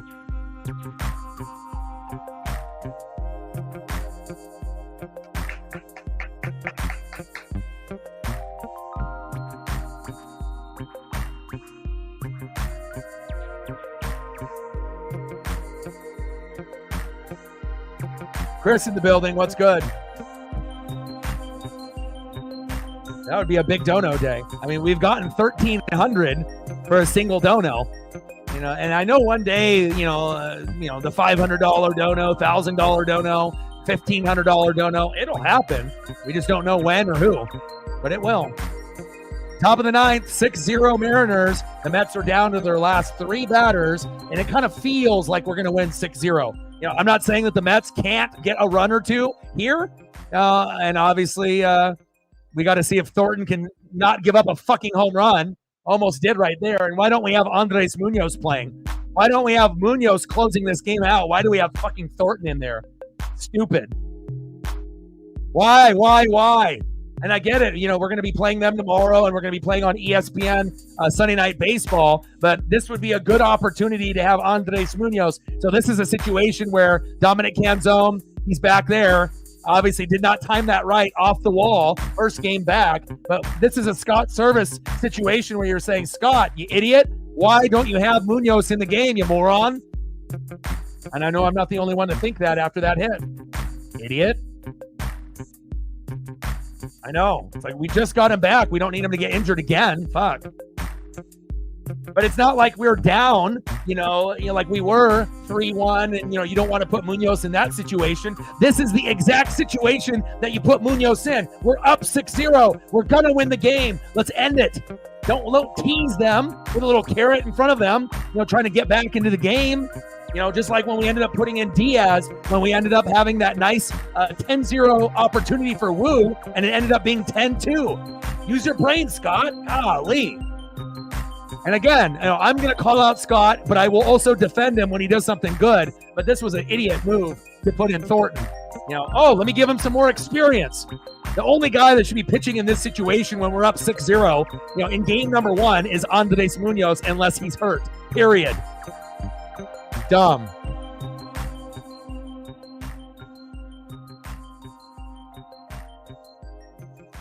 What are we thinking?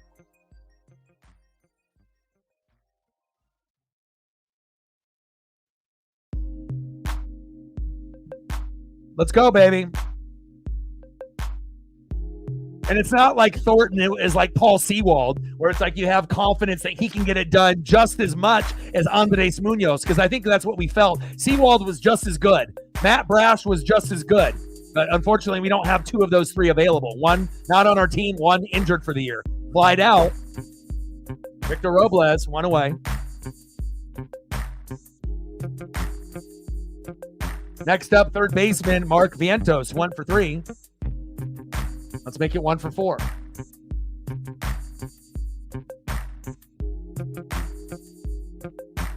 Yeah, exactly. But it's like situational baseball. Service stinks.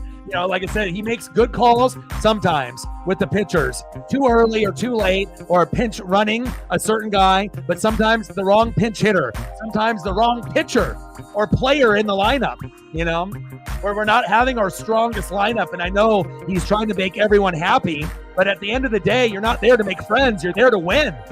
Period. 0-1 pitch to Vientos.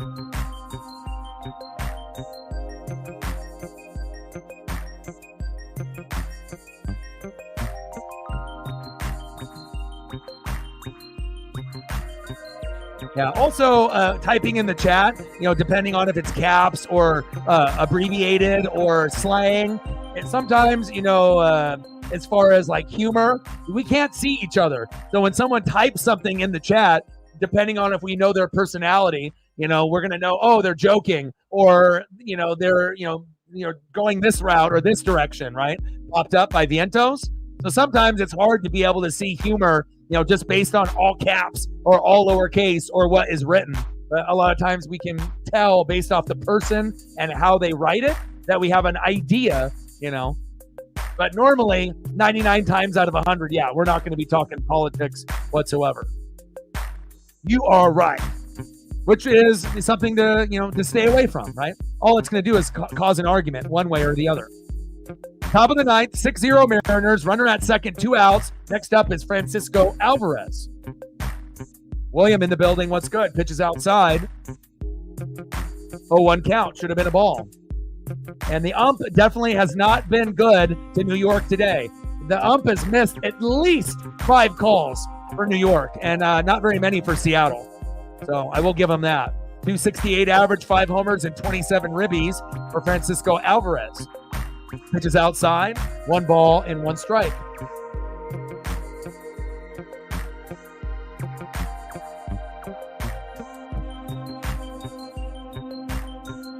Like, sub, donate, comment, share, help your boy out. Pitches outside, 2 balls and 1 strike. Are we at 30 likes yet? We were getting close. We just want to get to that number, 30 to 50. You did. We're at 32. Thank God. 3 more to get to 35, 8 more to get to 40. Now we're at 33. Can we get 2 more likes before the stream ends? Big swing and a miss. 2 balls and 2 strikes. Let's go, baby. What a great game for my best friend and his friend to be at for their birthday. Awesome. And I told him it would be a good experience this weekend, and it looks like my ESP was right. Much better vibe than fucking playing the Tigers, and a better team at that as well. More energy today. Shout out to Ryan Bliss and Leo Rivas. Got him! Yes, sir. Perfect night. 6-0 shutout, baby. Tied for the major league lead in shutouts. I like that. And they're doing fireworks after the show. And they have a Trident's t-shirt, Trident's Up t-shirt that they're going to get tomorrow.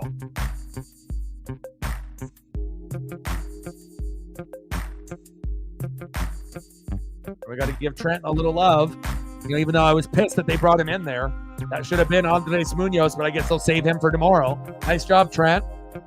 It didn't look good at the beginning, but you figured a way.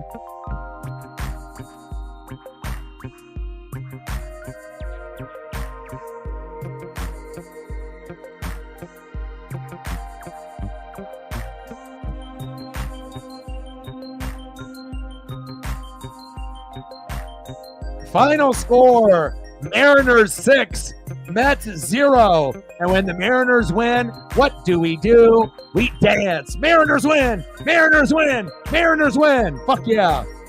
Let's go. What a game. One of the best games of the year besides yesterday's with that huge comeback. Another great quality matchup. The Mariner Moose, we are happy. Let's go. Any photos that you want to be able to see reflect in the matchup? I know you don't really care about the photos that often, but with your support and your donos today, I want to make sure we ask before we leave. Trident's up. Let's go.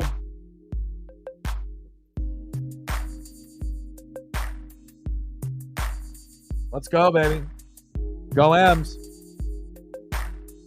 All right, you good? All right, Maurice, I got you. I appreciate you. Have a great rest of your night. Thank you so much for your support. It means everything. And again, you know, not every individual is going to be able to do 10, 20, 50, or 100 or beyond. But when we do get those people, it means everything. Paisley and I are extremely grateful to be able to have people like Reflect on the channel, as well as people like Matt, DX, Captain Oreo, and the others. You guys are awesome. I got to eat dinner and take Paisley for a walk. And again, we will be able to go tomorrow. Let me see here. Yeah, I mean, William, are you still in the room? You got a favorite player on the Mariners that you want to be able to see? I can always throw up a little Better Call Saul or what we need to do there. All right, so the Mariners are playing tomorrow at 6:40 Pacific. I'll be live at 6:30, 10 minutes earlier to do the starting lineups. And we got Sean Manaea, a good pitcher who's 8-4 with a 3.30, who's got great hair, going against Logan Gilbert, arguably our best, besides George Kirby and Brian Wu, 6-8 with a 3.05. Should be an even matchup tomorrow with Gilbert and Manaea. All right, Williams taking off. It looks like everyone is ready to go after the big victory, so I guess we'll call it that. And again, I'll do more photos tomorrow. I love you guys, and I appreciate you guys very much. And I got one question for you. Who you know talks sports like us? Your boy Orion, Northwest Sports Fanatics. 6-0 final. Go Mariners. And I'm out. Gang.